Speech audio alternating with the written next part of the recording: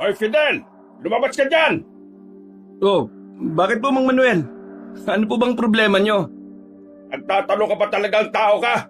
Wala ka bang talagang isip? Hindi ko po alam kung anong problema nyo eh. Kung hindi nyo po sasabihin kagad umalis na lang po kayo. Nakakabala po kayo sa ginagawa namin eh. Wala akong pakialam kung makakabala ko. Lumabas ka dyan at mag-toast tayong dalawa. Di ba ang yabang-yabang mo kanina sa bilyaran? May nalalaman ka pang banda blessing. Akala mo naman kung sinong magaling. Ah, ano po bang kinagagalit nyo ron? Yung tinalo kita o yung umayaw na ako para hindi na kayo makabawi? Pareho yun! Buang ka! Kung nagalit kayo ron, pasensya na po. Laro lang naman yun eh. At saka wala namang pustahan. Kahit na walang pustahan, pinahiya mo ako sa mga kumpare ko. Di sa susunod, para hindi ho kayo mapahiya, dapat ginalingan nyo. Sinasabi mo bang hindi ako marunong magbilyar? Kayo po nagsabi niyan ha, hindi ako. Lumabas ka nga rito! Mag-toast tayo! Pwede naman kayong pumasok eh. Bakit pa ako lalabas?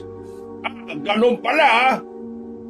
Teka, ano ba nangyayari dito? Bakit na sumisigaw? Eto kasing asawa mong hilaw eh. Napakayabang. Hoy, kilala ko si Fidel. Hindi yan mayabang. Kung hindi ka manalo sa kanya, bakit hindi mo nalang tanggapin? Maglaro ka na maglaro para mas lalo ka pang gumaling. Para sa susunod, matalo mo na itong si Fidel. Hindi yung para kang bata dyan na nagmamaktol kasi hindi ka pinagbigyan. Anong sinabi mong babae ka? Ang sabi ko, kahit na kailan, hindi ka mananalo sa asawa ko kung puro ka ganyan. Dinadaan mo lagi sa init ng ulo at sa tapang-tapangan eh. Kapag itong asawa ko pumalag sa'yo, ewan ko na lang talaga kung hindi ka rayumahin. Abat, tarantado ka rin palang babae ka eh no? Hoy, umayos ka sa sinasabi mo ha. O bakit? Halika dito! Ano?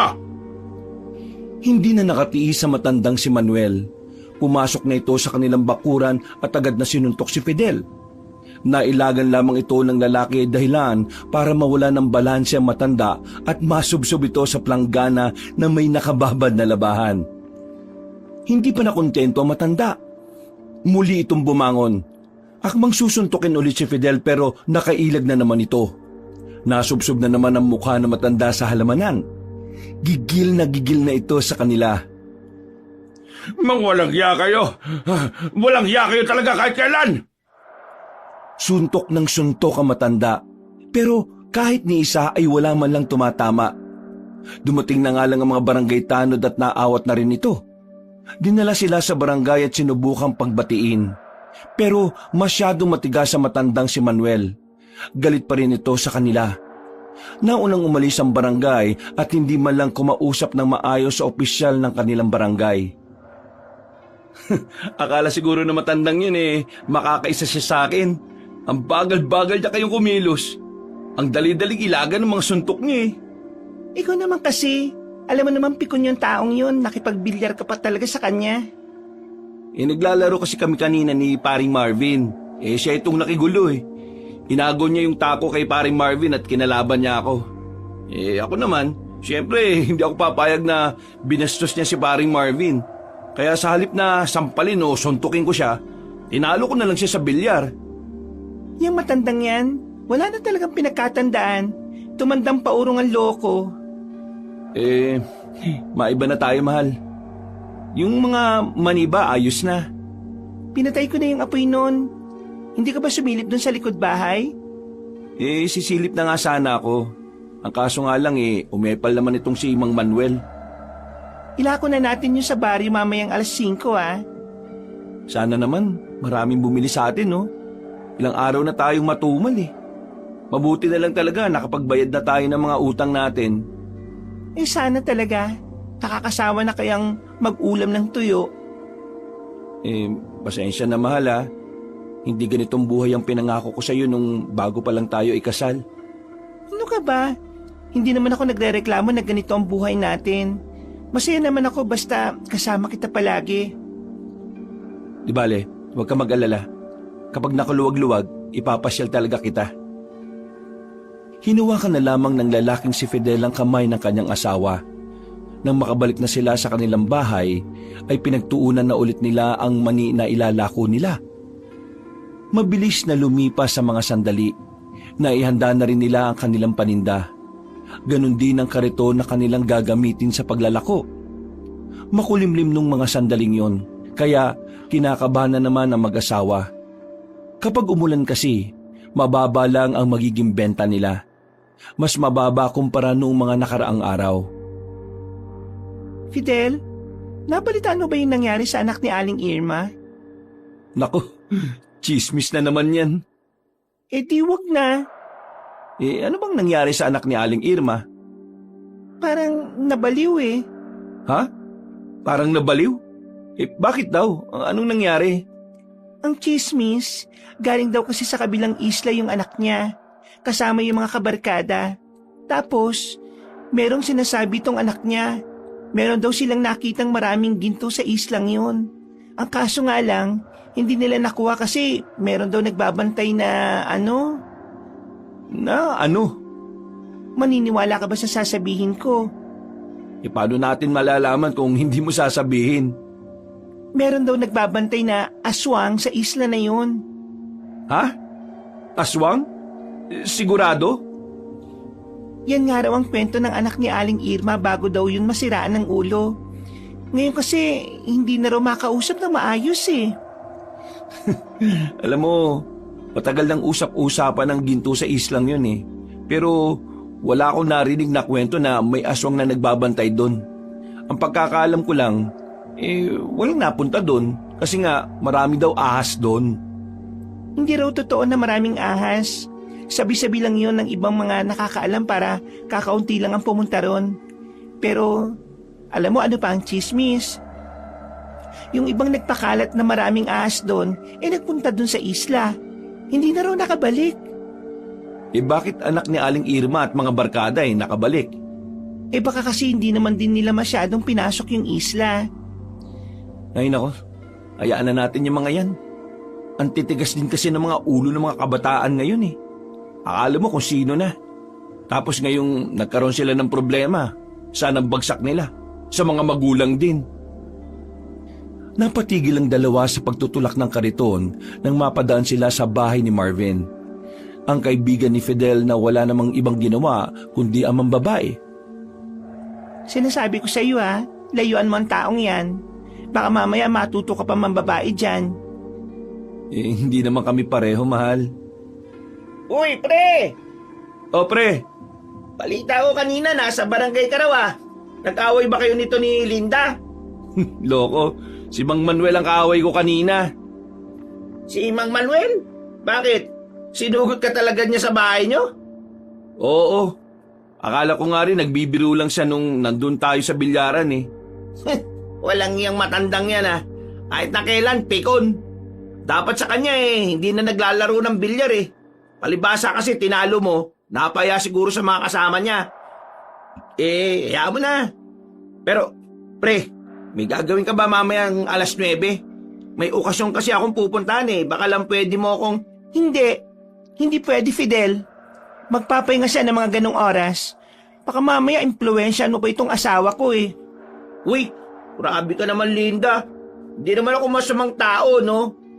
Hindi masamang tao pero ang dami mong babae. Anong tawag mo doon? Playboy! With a loving heart. Tumigil ka. Malaman-laman ko lang na isinama mo ito sa pambababae mo. Sigurado malilintikan ka sa akin. O pre, nagbabanta asawa mo Wala naman akong ginagawa Pasensya ka na pre, hindi ako pwede mamaya Sige na, enjoy ko na lang. At saka mamaya pagod na ako. Ipapahinga ko na lang din talaga yun. Sige na nga. Pabili na lang ako ng mani para matuwa sa akin si Linda. Matuwa? Isusumbong kita sa tunay mong kasintahan Uy, wag yan. Siya pa, hindi mo alam kung sino yung tunay. Natuwa na lamang ang lalaking si Marvin. Iritado naman si Linda rito. Matapos maibigay ang mani, ay agad na rin naman silang umalis. Pakaway-kaway pa si Marvin na ikinaasar naman ni Linda. Inabot na sila ng gabi kakalako ng mani. Sa awa ng Diyos, marami-rami naman silang naibenta. Sasapat na ang kita nila para sa 2 araw nilang pagkain. Mahal, bibili lang ako Oh, saan ka na naman pupunta? Bibili ako ng bigas. Kasi baka bukas sarado sila Aling Pepeng. Baka naman dumiretso ka pa kay Marvin Hindi no. Ba't naman ako dediretso dun wala namang bilihan ng bigas sa kanila. Abay, malay ko ba? O sige na, bilisan mo na lang.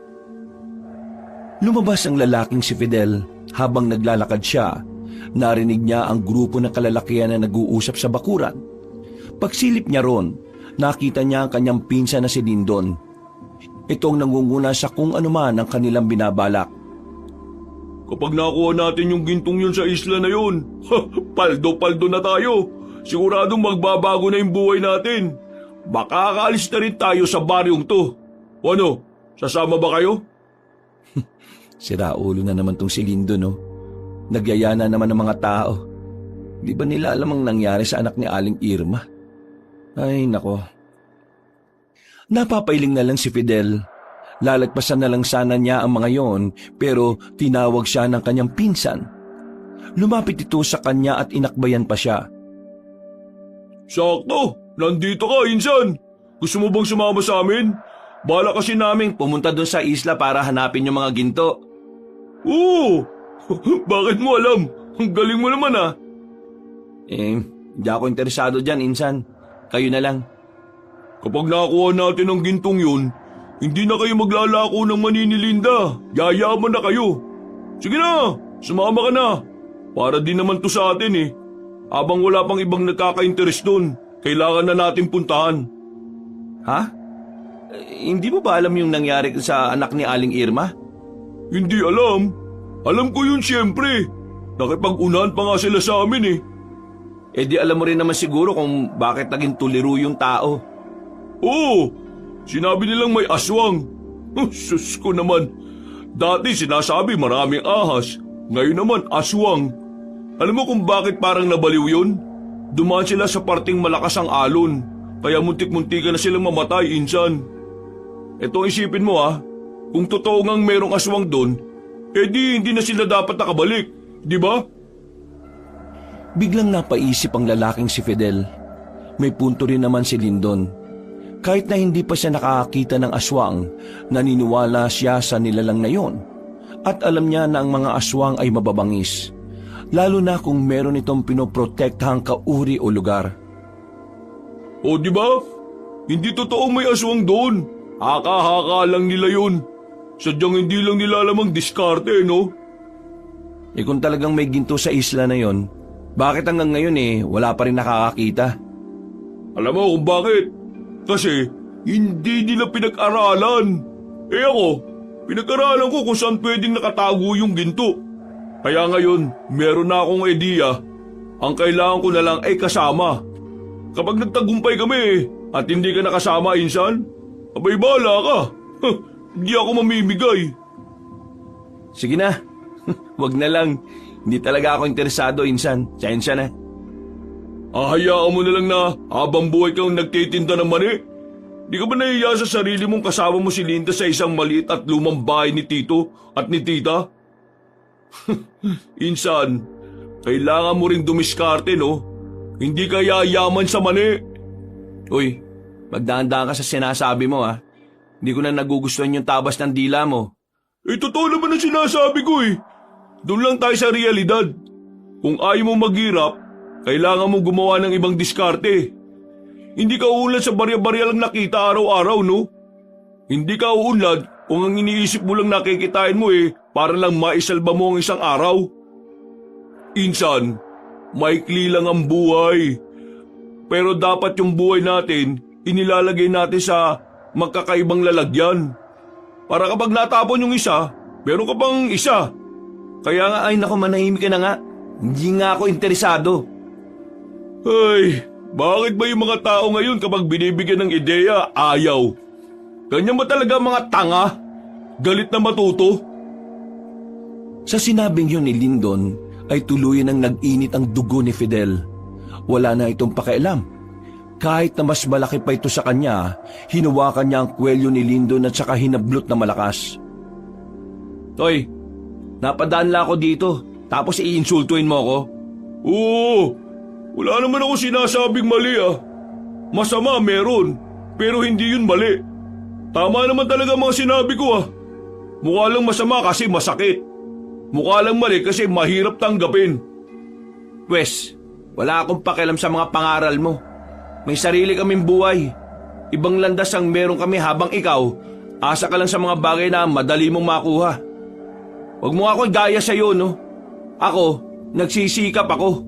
Ikaw, umaasa ka sa bagay na hindi mo naman sigurado. Ay naku, bitiwan mo ka ako. Amoy mani ka O sige, ganito na lang. Papatunayan ko sa'yo na totoong may ginto. At kapag napatunayan ko yon, araw-araw kitang iinggitin. Huwag ka rin uutang sa akin kapag nabulok yung mga mani ninyo kapag walang nabili Uy! What's happening here, my homies? Ano ka ba? Pa-English-English ka pa. Sino naman ba yung kasama mo? This is my girl. Ano bang problema rito? Ito kasing pinsan ko nang iinsulto.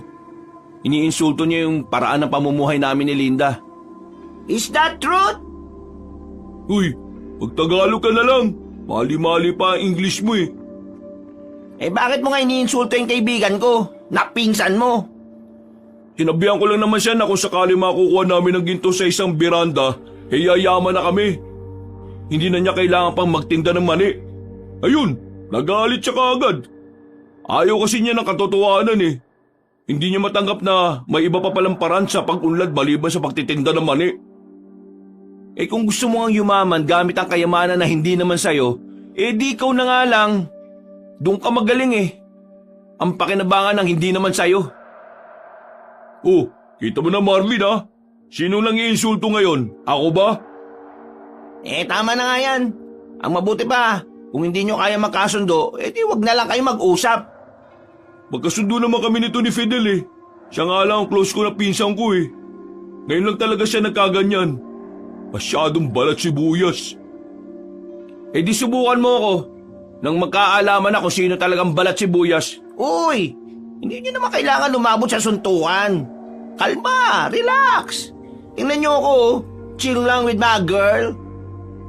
Kayusin mo ugali mo, Lindon Hindi lahat aayon sa'yo. Diyan ka na nga.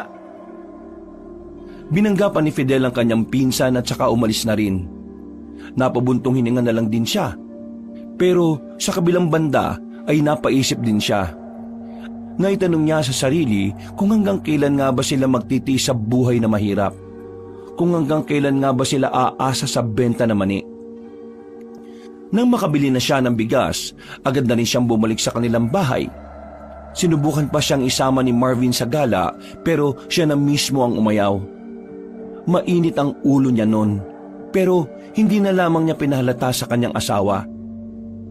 Kinabukasan, Mahal? Bakit? Anong nangyayari sa'yo? Sobrang sakit ng tiyan ko, mahal. Hindi ko kayang tumayo. Baka naman may nakain ka na sira na. Hindi ko alam Hindi ko na talaga kaya.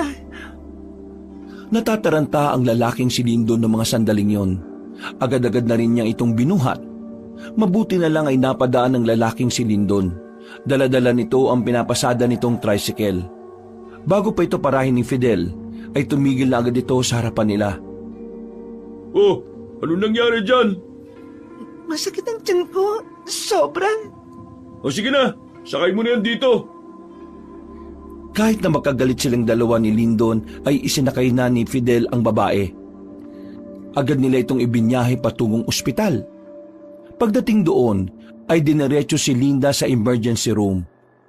Habang ang dalawang lalaki naman ay nasa pinto lang at nakaupo sa gilid ng pasilyo. Ano ba nangyari? Bakit sumakit ng tiyan yan? Ewan ko. Pagising namin, masakit na tiyan niya Di ko rin talaga alam. Buti na lang, nadala kagad natin dito. Insan, yung tungkol kagabi. Pasensya na Pagod lang ako nun kaya mainit ang ulo ko. Naintindihan naman kita Masyado rin akong walang pakialam sa nararamdaman ng ibang tao. Kaya, pasensya ka na rin sa akin. Tutuloy niyo pa rin ba yung paghahanap ng ginto? Oo naman. Yun na lang ang pag-asa ko Ayos lang kung hindi ka sumama. Di na kita pipilitin, ako na lang. Insan, desperado na ako eh. Yun na lang talaga natitirang paraan para bumalik sa akin ang anak ko. Ha? Bakit? Nagkaproblema ka na naman ba sa anak mo? Tumutol yung biyenan ko na dalaw-dalawin ko si Bianca sa bayan. Ang sabi, saka ko lang daw madadalaw ang anak ko kapag kaya ko nang buhayin. Kapag may pera na ako. Ayaw nilang maging close kami ng anak ko kasi wala naman daw akong pera. Di ko may bibigay yung gusto ng bata. Iyan ba ang dahilan kung bakit desperado kang yumaman? Oo, insan. Wala na akong ibang naiisip eh. Pambira naman oh. Di mo naman sinabi kaagad di sana naiintindihan kita. Nagalit ka kasi kaagad eh. Oo nga pala. Ako nga pala unang nabwisit. Kaya kahit na alam kong 50-50 ang tsansa na mahanap ang ginto, susubukan ko pa rin. Kapag wala yung ginto, wala na rin ang anak ko eh. Baka di ko na siya makita pa. Ipapakulong daw nila ako kapag lumapit ako nang wala akong pera. Grabe naman yung biyenan mo. Hindi na lang maging pataba sa lupa eh. Swerte ka nga sa biyenan mo eh. Bakit naman swerte eh? Ang sama nga rin ng ugali. Swerte ka kasi matagal ng patay. Sira ulo ang putik. Makalipas ang ilang oras ay lumabas na rin ang doktor. Binalita sa kanila nito na ang babaeng si Linda ay nakitaan ng bukol malapit sa bitukan nito. Kailangang maalis ang bukol dahil kung hindi, maaaring lumala ito at ikamatay niya. Kamot ang ulo ng lalaking si Fidel. Hindi niya alam kung saan siya kukuha ng malaking pera para maoperahan ang kanyang asawa. Hirap na nga sila sa pang-araw-araw na gastos, kailangan pa niyang dumiskarte. Wala na siyang alam na maaaring utangan. Lahat ng inutangan nila noon ay ayaw na silang pahiramin. Matagal na din kasi silang hindi nakakabayad. Diyos ko, saan naman ako hahanap ng ganung kalaking pera? Ay nako, nakakainis talaga oh. Kung kailan naghihirap kami saka naman darating tong problema na to. Napasandal na lamang siya sa dingding. Bigla na lamang pumasok sa isipan niya ang sinasabi ni Lyndon sa kanya. Sa puntong ito, tila ba nagkaroon siya ng interes sa sinasabing ginto. Desperado na rin siya. Kaya handa na niyang kainin ang lahat ng sinabi niya kay Lyndon nung gabi. Nagmamadali siyang tumakbo. Hinabol niya ang kanyang pinsan na kalalabas lang din ng ospital. Naabutan naman niya itong kakasakay lang din ng tricycle at papalis na sana. Insan! Insan! Oh, balita. May sinabi na ba, doktor? Oo, nakausap ko na. May bukol daw malapit sa bitukan ni Linde. Kailangan maoperahan sa susunod na araw. Problemado ako. Hindi ko alam kung saan ako kukuha ng pera. Insan, yung bang sinasabi mong ginto, malaki ba talaga ang tsansa na totoo yan? Uy, bakit? Sasama ka na ba? No choice ako eh. Kailangan ko ng pera. Kaya, sige na. Kakainin ko na lahat ng sinabi ko sa iyo kagabi. Basta, kailangan lang maoperahan si Linda. Ngayon, gusto ko malaman kung sigurado bang merong ginto talaga ron. Malaki ang tsansa na totoong tungkol sa ginto. Sabi kasi ng mga matatanda, nung panahon daw ng mga Hapon, isa ang isla na yun na pinag-iwanan ng yaman nila. Kaya malaki ang tsansa na totoo yun kasi totoo rin naman nagpunta ang mga Hapon dun eh. Meron pang ang watawat nila ron, di ba? Kung totoo yan, sige na, sasama na ako sa'yo. Kahit isang ginto lang, basta mapagamot ko lang si Linda, okay na ako. Hindi lang isang ginto makukuha natin dun, insan. Baka marami pa. Ano bang gagawin natin? O sige, ganito. Mamayang gabi, aalis kami. Magpaalam ka na kay Linda. Nako, di ako papayagan nun, no? Kaya ibang dahilan na lang ang sasabihin ko. Di, ilim na lang din natin. O sige, mamayang hapon, babalikan kita. Okay? Tinapik na lamang siya ng kanyang pinsan at saka pinandar na rin ang tricycle. Isang malalim na paghinga na lamang din ang kanyang nagawa. Naramdaman niyang tila sumasakit ang kanyang ulo. Napaupo na lamang din siya sa gilid. Maya-maya, pinuntahan niya ang kanyang asawa. Gising na si Linda. Bagya na ring nawala ang sakit ng tiyan nito. Ano? Kumusta ang pakiramdam mo, mahal? Ayos na. Nawala na yung sakit. Siguro, pwede na ako makauwi. Mahal, ang sabi ng doktor, may nakitang bukol malapit sa bituka mo.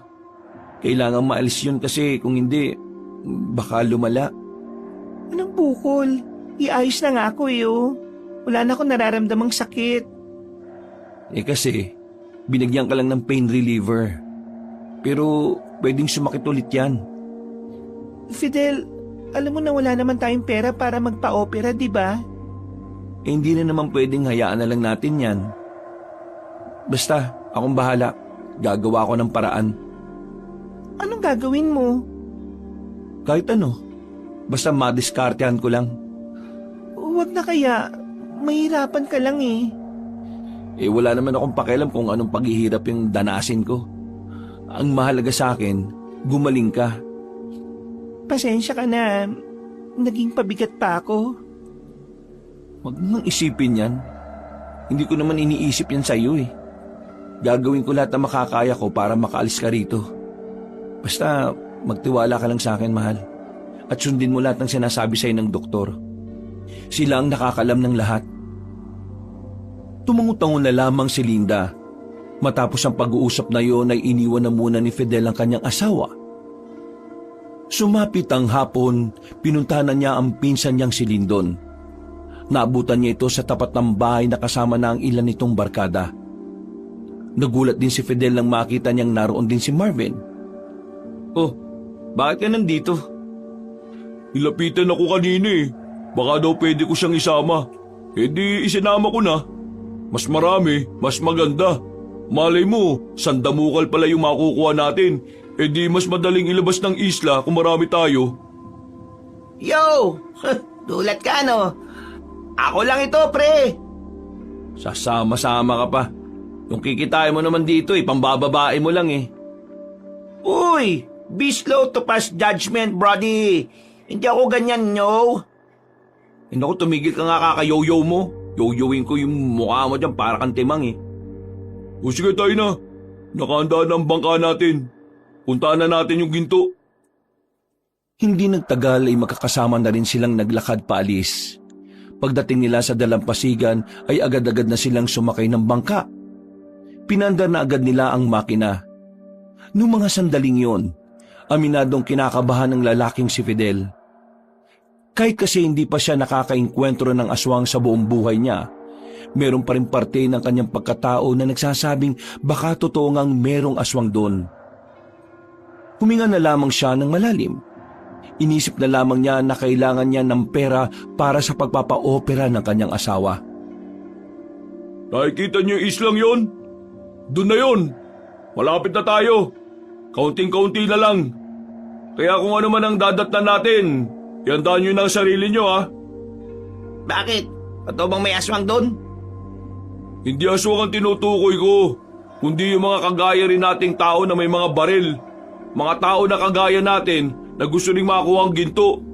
Sila lang makakatapat natin doon. Anong gagawin natin sakali makatapat natin sila? Hanggat wala naman silang ginagawa sa ating masama, wala rin tayong gagawin. Basta ang focus lang natin, mapuntahan kung nasaan yung ginto. Huwag kayong mag-alala mga pre. Meron akong hinala kung nasa nakatago mga kayamanan na yun. Ngumisi si Lindon. Malakas ang kumpiyansa nitong mahahanap na nila ang ginto. Ilang taon na rin kasing pinag-aralan ng binata kung saan ba talaga maaaring nakatago ang kayamanan. Isang tahimik at payapang isla ang tumambad sa kanila nang tumigil na sila sa mismong harapan nito. Namamangha sila sa kanilang nakikita.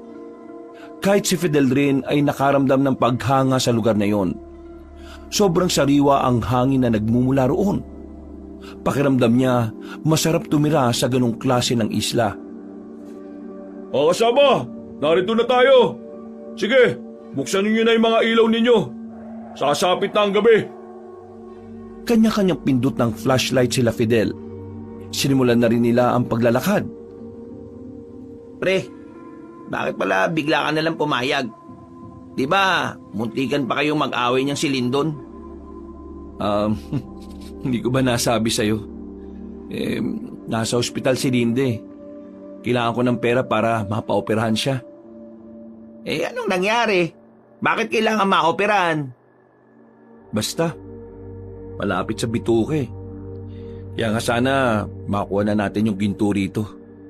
Kailangan ko ng pera eh. Kung hindi maoperahan si Linda, baka mas lalong lumala yung kondisyon niya. Nako, kailangan mo na talaga ng pera, pre. Ikaw, anong gagawin mo sa kikitain mo rito bukod sa pambababae mo? Baka magtayo na lang ako ng negosyo. Tapos yung tira, hahanap ako ng magandang babae tapos ibabahay ko na. Kakaiba talaga takbo ng utak mo no? Makalipas ang ilang minuto ay tuluyan nang dumilim ang paligid. Napatigil sila sa kanilang paglalakad nang maramdaman nilang tila merong sumusunod sa kanila. May mga kaluskos, may mga yabag ng paa na hindi nila alam kung saan nagmumula. Mga ilang sandali lang, naramdaman na rin nilang tila nasa itaas na yon. Ano yun? Huwag kayo matakot. Baka unggoy lang yun. Naglalambi-lambitin. Pinagpatuloy nila ang paglalakad. Pero sa isip-isip ni Fidel, hindi unggoy ang nararamdaman nila. May kakaiba na siyang nararamdaman. Oh, malapit na tayo. Yandaan niyo sarili niyo. Kapag nakita na natin yun, wala nang maghihirap sa atin. Naghihiyawan ang mga kasama niya. Lumika sila ng ingay sa kagubatan, pero wala silang pakialam. Masyado silang nilalamon ng pagiging sabik sa kayamanan. Hindi nagtagal, narating na rin nila ang isang kuweba. Oh, magpaiwan ng ilan dito sa atin. Dapat may magbabantay. Ikaw, Insan at Marvin, sasama kayong dalawa sa akin.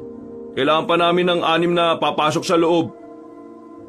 Nag-usap-usap na muna sila sandali. Nang maging maayos na ang mga magbabantay, agad na rin naman silang pumasok sa loob. Habang tinatahak nila ang kuweba, meron pa silang mga nakikitang kalansay ng tao. Sigurado ka bang dito matatagpuan yung ginto? Mukhang dating sementeryo yata to eh. Daming kalansay ng tao oh. Magtiwala lang kayo sa akin. Nararamdaman ko na malapit na talaga tayo.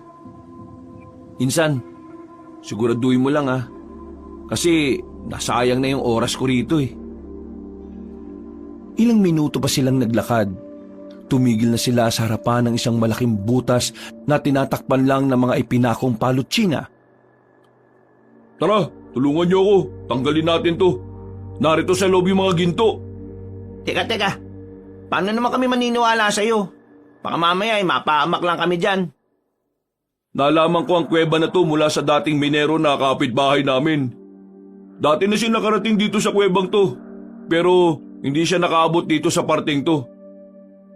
O edi sige, tanggalin na natin tong arang na to nang maging mayaman na tayo. Inisaysa nilang baklasin ng mga kahoy. Nang maalis na nila yon, naunang pumasok si Lindon. Sumunod na rin si Fidel at Marvin. Pagtingin nila sa loob, nailawang kagad nila ang mga gold bar na nakapatong sa isang lamesa. Sa tansya nila, nasa 100 gold bar ang naroon. Bukod pa ang mga alas na nasa mga banga. Nanlalaki ang kanilang mga mata. Hindi sila makapaniwala. Sinampal-sampal pa ni Fidel ang mukha niya sa pag-aakalang ito ay panaginip lang. Pero nung mga oras na yon, ang nakikita nila ay ang katotohanan. Sinasabi ko na sa inyo, di ba? O ano, paldo-paldo na tayo. O sige na, tawagin niyo na yung iba pa natin mga kasama. Paghati-hatian na natin to na maayos. Walang paglagyan ng kaligayahan ni Fidel. Hindi na siya nag-aalala para sa pagpapa-opera ng kanyang asawa. May pag-asa na rin silang umahon mula sa kahirapan. Dahil ngayon, masasabi niyang yun na ang simula ng kanilang pagyaman. Maayos namang naibahagi ang mga ginto at talahas. Walang lamangan. matino ang pagkakaparte-parte ni Lyndon sa kanila. Pantay-pantay, walang kahit isang nagkaroon ng reklamo. O ano? Ayos ba? Ayos na ayos to! Paldo-paldo na tayo, insan! Sabay-sabay silang lumabas ng kuweba. Lahat ay may ngiti. Lahat ay parang gustong tumalon sa sobrang saya. Hindi pa sila nakakalayo ng kuweba nang biglang mapaupo si Lyndon. Nakahawak ito sa tiyan. Nagtataka naman ang mga kasama nila. O insan, bakit? Anong nangyari sa'yo? Sakit ng tiyan ko, insan. Matay! Ano, iwan ka na? Uy kayo, mauna na kayo sa bangka, susunod kami. Papahupayin ko lang tong sakit ng tiyan ko. Agad din namang naglakad ang mga yon. Naiwan si Fidel, Marvin at Lyndon. Nang makita na ni Lyndon na nakalayo na ang iba nilang kasama, ay bigla itong tumayo na parang walang nangyari. Oh, akala ko ba masakit ang tiyan mo? Kunwari lang yung para mauna na sila. Eh bakit? Anong dahilan bakit kailangan nilang mauna? Meron pa akong ipapakita sa inyo. Huwag mo sabihin na may iba pang kayamanan na hindi mo sinabi sa mga kasama natin. Tumpak! Hindi ka pa ba talaga nakakapunta rito noon? Bakit parang alam na alam mo? Hindi totoo yung sinabi ko kanina tungkol sa minero. Ang totoo, nakapunta na ako dito nung nakaraang taon. May kasama akong bangkero nun. Kaso, di rin naman kami nagtagumpay kaya umalis kami. Eh, bakit hindi kayo nagtagumpay? Eh ano, magtatanungan na lang ba tayo rito? O pupunta na natin yung sinasabi ko? Tara na nga, punta na natin. Bumalik na nga sila sa loob ng kuweba. Meron pa silang pinasukan na isa pang butas na hindi gaanong napansin ng iba nilang kasama. Nasa pinakadulong parte kasi yun at madilim. Pag-alis ni Lindo ng mga kahoy, nakita nila ang isang bangka na parang kasing laki lang ng garapon.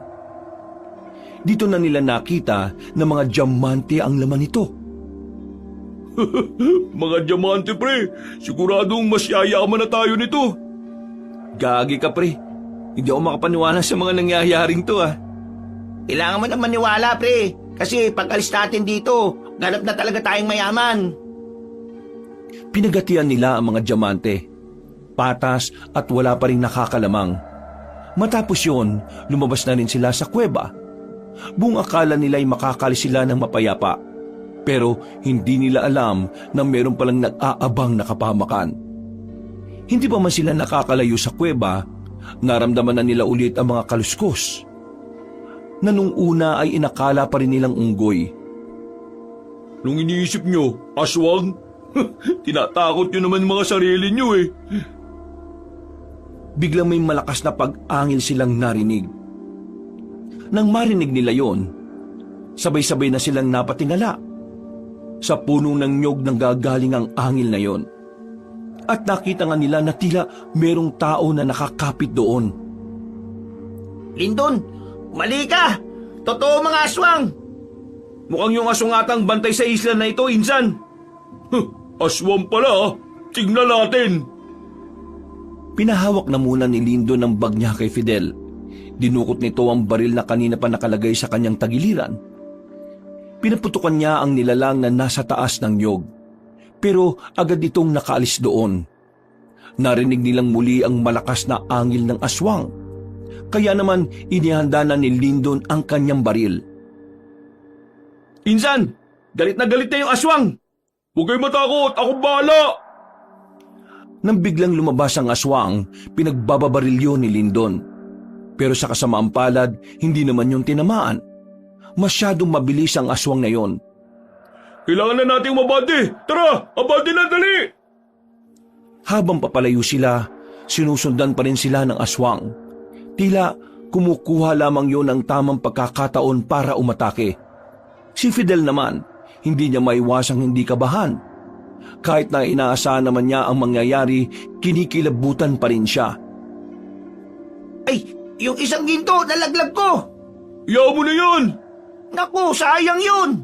Papalitan ko na lang, tara! Ayun na siya! Dali! Pinagbababaril ni Lindo ng aswang nang lumitaw ito sa gilid nila. Muntikang mahablot ang lalaking si Marvin. Mabuti na lamang ay agad itong nahila ng dalawa. Pagsisisihan niyo ang ginawa niyo! Loko-loko! Marunong pala magsalita ang mga aswang! Bilisan niyo na kasi, tara! Takbo lang sila ng takbo ng mga sandaling yon. Kahit na anong mangyari, hindi binibitiwan ni Fidel ang bag kung saan naroon ang kayamanan at ginto niya. Sa bilis ng kanilang takbo, nakarating na rin sila sa dalampasigan. Mabuti na lamang ay talagang hinintay sila ng mga kasama nila roon. Huwag na magtanong! Bilisan niyo na! Pandarin niyo na ang makina ng bangka! Dali! Nakahinga ng maluwagang tatlo nang tuluyan na nilang lisanin ang isla na yon. Hingal na hingal sila. Pero mas nangingibabaw ang kanilang kaba. Kahit si Lyndon, hindi rin maalis sa kanyang kalooban ng pangamba. Nang makabalik na sila sa kanilang baryo, kanya-kanya na silang naghiwalay ng landas. May ngiti sa mukha ng mga kasama nila. Pero silang tatlo, bakas pa rin ang kaba sa kanilang muka. Ang sabi mo walang aswang doon. Ano yun? Nangyari na. Wala namang magbabago kung magsisisihan pa tayo. Ang malaga, nakalis tayo ron at dala natin itong mga ginto at Paano kung sundan niya tayo rito? hindi lalayo ng isla yun, oh. Takot yun sa tubig. Isa pa, ayaw nun sa maraming tao. Insan, umamin ka nga. Alam mong may aswang talaga doon, di ba? Oo na. Aminin ko na. Alam kong may aswang dun. Bakit hindi mo naman sinabi sa amin? Ipapahabak mo pa kami. Kung sinabi ko sa inyo, di sana wala kayong parte ngayon. Bakit ba parang galit na galit kayo sa akin? Binigyan ko na nga ng solusyon yung mga problema ninyo O sige na, tama na. Ang mahalaga ngayon ligtas tayo. Huwag na tayo mag-away-away. Kung sakaling pumunta yung aswang na yun dito, di patayin na lang natin siya. Marami naman tayo Mismo. Ikaw Marvin, kung takot ka, magtago ka na lang. Loko to ah. Ay, siya nga pala. Huwag niyo na munang sabihin sa iba itong nagawa natin Atin-atin lang muna. O sige na, mauna na kayo. Uy, yun nga palang sinabi mo papalitan mo yung gold bar ko na nalaglag. Asa na? Kinuha ni Lindo ng isang bara ng ginto at saka inihagis kay Marvin.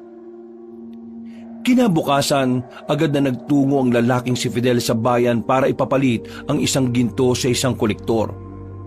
Malaki ang naipalit niyang pera. Sobra-sobra na yon para sa pagpapa-opera ng kanyang asawa.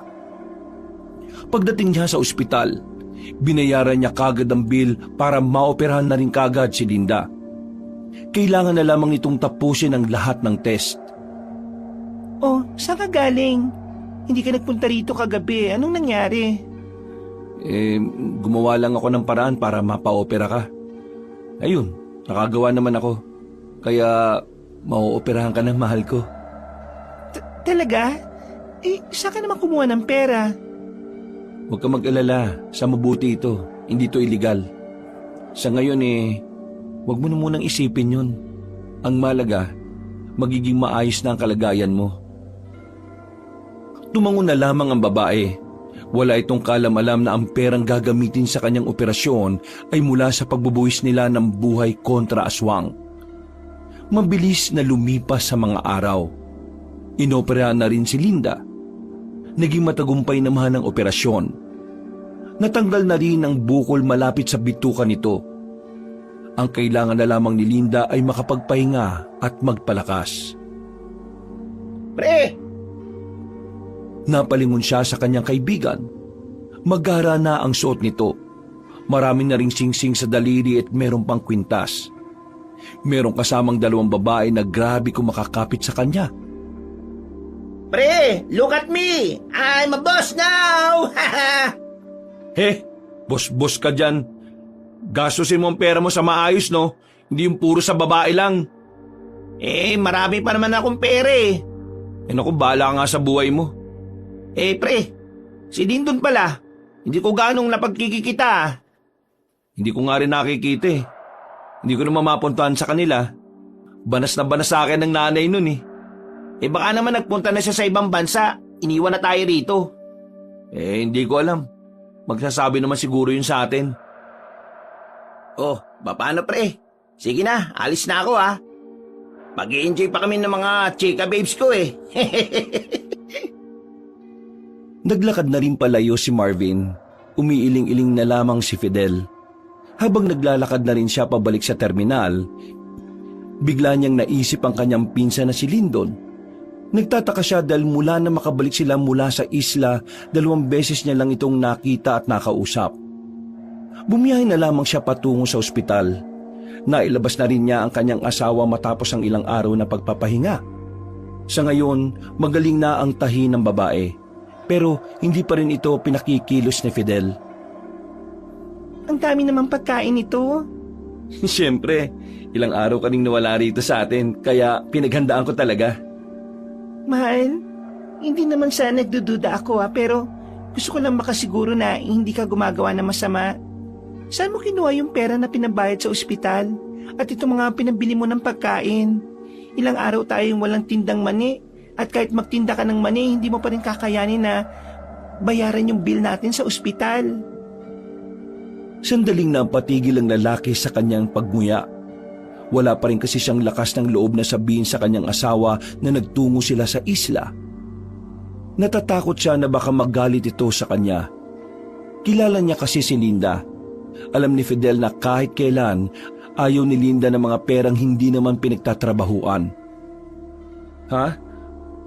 Etong pagkain natin, galing to sa pag-extra-extra ko ng ilang araw. Yung bill naman sa ospital, nagpalakad ako kay Lyndon. Umutang ako sa kakilala niya. Mabuti naman kung ganun. Yung utang na yon, hanggang kailan pwedeng bayaran? Hindi naman nagmamadali. Kung kailan na lang daw ako makakapera. Ang bait naman nakakilala ng pinsan mong yan. Kaya nga eh. Buti na nga lang nailakad ako ni Lyndon sa kanya. Oh, mahal, kumain na tayo. Sabay na silang kumain. Masaya ang dalawa. Tamang kwentuhan lang. Tamang tawanan. Mga ilang sandali lang, nakaramdam na rin ng antok ang babaeng si Linda. Nauna na itong nakatulog. Sasamantalahin na niya ang pagkakataong yon para puntahan si Lyndon. Gusto niya kasing malaman kung ano ba ang nangyayari sa pinsan niya. 9:00 ng gabi noon. May mga tao pa naman sa mga bakuran, pero tahimik na ang buong paligid. Sa kasagsagan ng kanyang paglalakad, naramdaman niyang tila merong sumusunod sa kanya. Pero nang lingunin niya, wala naman siyang nakita. Ha? Sino yan? Tanong niya habang nakaharap sa gilid ng bahay. Naglakad siya papunta roon at sumilip. Wala naman siyang nakita. Binilisan na lamang niya ang paglalakad. Nang marating na niya ang bahay ni Lyndon, nagtago siya sa gilid. Pasilip-silip lang ang ginagawa niya. Iwas na iwas siya sa tiyahin niya. Mabuti na lamang ay biglang dumating ang kanyang pinsan. Agad niya itong hinila papunta sa may gilid. Uy, bakit? Saan ka ba naglalagi? Ngayon lang kita nakita. Sa bayan ako lagi. Nag-aasikaso ako nung mga itinatayo kong negosyo doon. Bakit ba? May itatanong lang sana ako sa iyo eh. Hoy, ano naman? Dito kasi mga nakaraang gabi, wala ka bang nararamdaman na kakaiba kapag natutulog ka? Kakaiba? Paano kakaiba? Yung parang may nakatingin sa iyo kapag natutulog ka. Ha? Bakit naman ako makakaramdam ng ganun? Hindi naman ako sabog. Hindi. Ang ibig ko sabihin, yung parang bang may nangangaswang. Alam ko na. Iniisip mo na babalikan tayo nung aswang na yon, no? Oo eh. Kaya nga hirap ako makatulog sa gabi. Kasi parang lagi ako may nararamdamang hindi tama kapag natutulog ako. Naku, paranoid ka lang. Sinabi ko naman kasi sa'yo eh, huwag mo na masyadong isipin ang aswang na yun. Kasi kapag iniisip mo, mas lalo mo lang tinatakot ang sarili mo nun. Kaya kalma ka lang. Chill. Madami ka nang pera eh. Isa pa nga ang problema ko. Paano ko sasabihin kay Linda? No, Lin. Yung tungkol sa ginto, naghihinala na kasi siya eh. Ay, pambira ka naman. Bakit kasi hindi mo pa sinabi? Insan, ayaw niya kasi ng ganun. Ayaw niya pa nakapagpa-opera na nga siya, di ba? Magagalit pa rin yun. Kasi itong pera na to, Insan, pinaghirapan din natin to. Buhay ang itinaya natin dito. Kaya sabihin mo na. Sigurado namang maintindihan din naman yan ni Linda. Buntong hininga na lamang ang nagawa ni Fidel nang tapikin na siya ni Lindon sa balikat. Nang pumasok na sa loob ang kanyang pinsan, bumalik na lang din siya sa kanilang bahay. Ipagtatapat na sana niya ang totoo sa kanyang asawa pero naabutan niyang tulala si Linda sa lamesa. Marami itong nag-angat ng tingin sa kanya, kaya sinimulan na niya itong kausapin. Mahal, may sasabihin sana ako sa'yo. Tungkol saan? Tungkol sa kung paano mo nakuha ang pera na pinabayad natin sa ospital? Mahal, Nagawa mo pa talagang magsinungaling sa akin? Pinagmumukha mo akong tanga Kunwari ka pang umutang-utang ka sa kakilala ni Linton, pero hindi naman pala. mahal, sasabihin ko naman sa'yo, kaso Hindi. Wala kang balak sabihin. Kung hindi pa ako naglinis ng bahay, hindi ko pa makikita kung ano yung tinatago mo. hayaan mo ako magpaliwan. Hindi mo ba naisip ang panganib na pwedeng mangyari sa atin, Fidel? Sinabi ko na sa iyo na may aswang na nagbabantay doon. Paano kung bigla na lang pumunta yun dito dahil kinuha niyo yung mga ginto? Paano kung lahat ng tao rito ay madamay dahil sa ginawa niyo? Naisip mo ba yun? Anong gusto mong gawin ko? Hayaan ko na lang na maghirap ka dahil sa sakit mo? Wala akong ibang choice, Linda. Yun lang. Alam mo, mas gugustuhin ko na lang na mamatay sa sakit kesa na mamapahamak ang ibang tao dahil sa mga gintong yan. At kung mamalasin pa, tayo ang mapapahamak. Hindi mo ako masisisi, Linda. Alam mong kailangan mong maoperahan. Kung hindi ko ginawa yun, hindi kita mapapaopera. O ngayon, nasa maayos na kalagayan na ako. Tapos, anong susunod? Kumalma ka naman kasi. May pera na tayo. Aalis na tayo dito. Aalis? Iiwan mo tong baryo na to na pwedeng guluhin ng aswang na yon kasi hahanapin niya kung sino kumuha ng mga ginto. Napakamakasarili mo naman, Fidel. Ako? Makasarili? Sigurado ka ba sa mga sinasabi mo? Kailan ako naging makasarili? Buong buhay ko, hindi ko na nga iniisip ang sarili ko Puro na lang ikaw ang iniisip ko. Kaya ako ginawa to? Kasi dahil sa'yo. Di sana hinayaan mo na lang kasi ako mamatay sa sakit. Bakit kita hayaan? Asawa kita. Asawa mo ako pero hindi ka man lang nagpaalam sa akin na yun ang gagawin mo. Tapos ano? Hindi ka papayag. Magtatalo lang tayo. At mas lalo lang makakasama sa'yo. Yung ba gusto mo mangyari? Nagbago ka na, Fidel. Nasilaw ka na sa pera. Kasi kung hindi, iisipin mo rin ang kaligtasan ng ibang tao Alam mo naman diba na noon pa may kwento na tungkol sa aswang sa islang yon? Pero, oo nga. Kaso, hindi ko naman alam kung totoo yun o hindi Pati nga yung ginto. Pero kailangan ko magbaka sakali. Dahil gusto kong mabuhay ka. Gusto kong mapaoperahan ka. Pero naniniwala ka sa mga aswang. Ay nako, wala nang patutunguhan tong pag-uusap na ito. Basta ako, sinabi ko na kung ano ang totoo. Ayoko na. Nung ayaw mo na? Ayoko na sa'yo. Pakiramdam ko, magbabago ka pa sa susunod na araw dahil sa kayamanan na meron ka ngayon Kaya ayaw ko na. Maghiwalay na tayo. Pwede ba, huwag ka nga magpadalos-dalos? Ayoko na talaga. Natatakot ako sa mga mangyayari. Sana hindi mo na lang ako pinaopera kung ang aabutan ko naman malaking gulo. Sabi ka kasi ng sabi ng ganyan Masyado ka negatibo. Bitiwan mo nga ako. Ano ba? Bakit ka ba aalis? Hayaan mo ako. Doon na muna ako sa kapatid ko. Ayaw mo na kita makasama. Huwag mo akong pigilan, Fidel. Kasi kapag ako nainis, isusumbong ko sa barangay na kinuha niyo mga ginto sa isla. Wala nang nagawa ang lalaking si Fidel sa mga oras na yon. Pinanood na lamang niya ang babae habang nag-iimpake ito. Hindi na lang din niya ito pinigilan. Sa isip-isip niya, kung sakaling dumating nga ang aswang sa baryo, mas mainam nang wala roon ang kanyang asawa. Aminado si Fidel na mali ang ginawa nila. Parang pagnanakaw din kasi yon. Ang pagkakaiba nga lang, wala nang nagmamay-ari ng ginto na pinaghati-hatian nila. Oh, bakit ba gabing-gabi na nandito ka pa? Umuwi ka na sa inyo. Umalis si Linde. Nakipag-iwalay na sa akin. Ha? Bakit? Anong ginawa mo?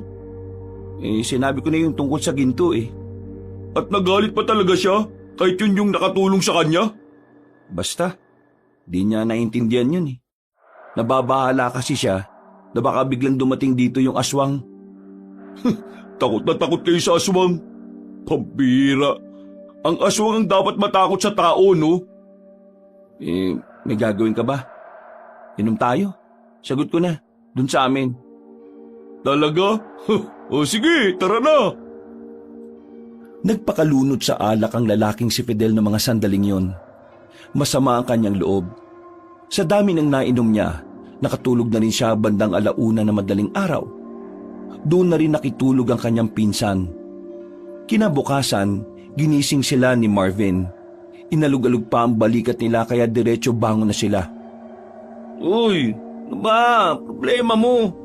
Tutulog pa yung tao Ikaw talaga Bakit ba? Ano ba meron?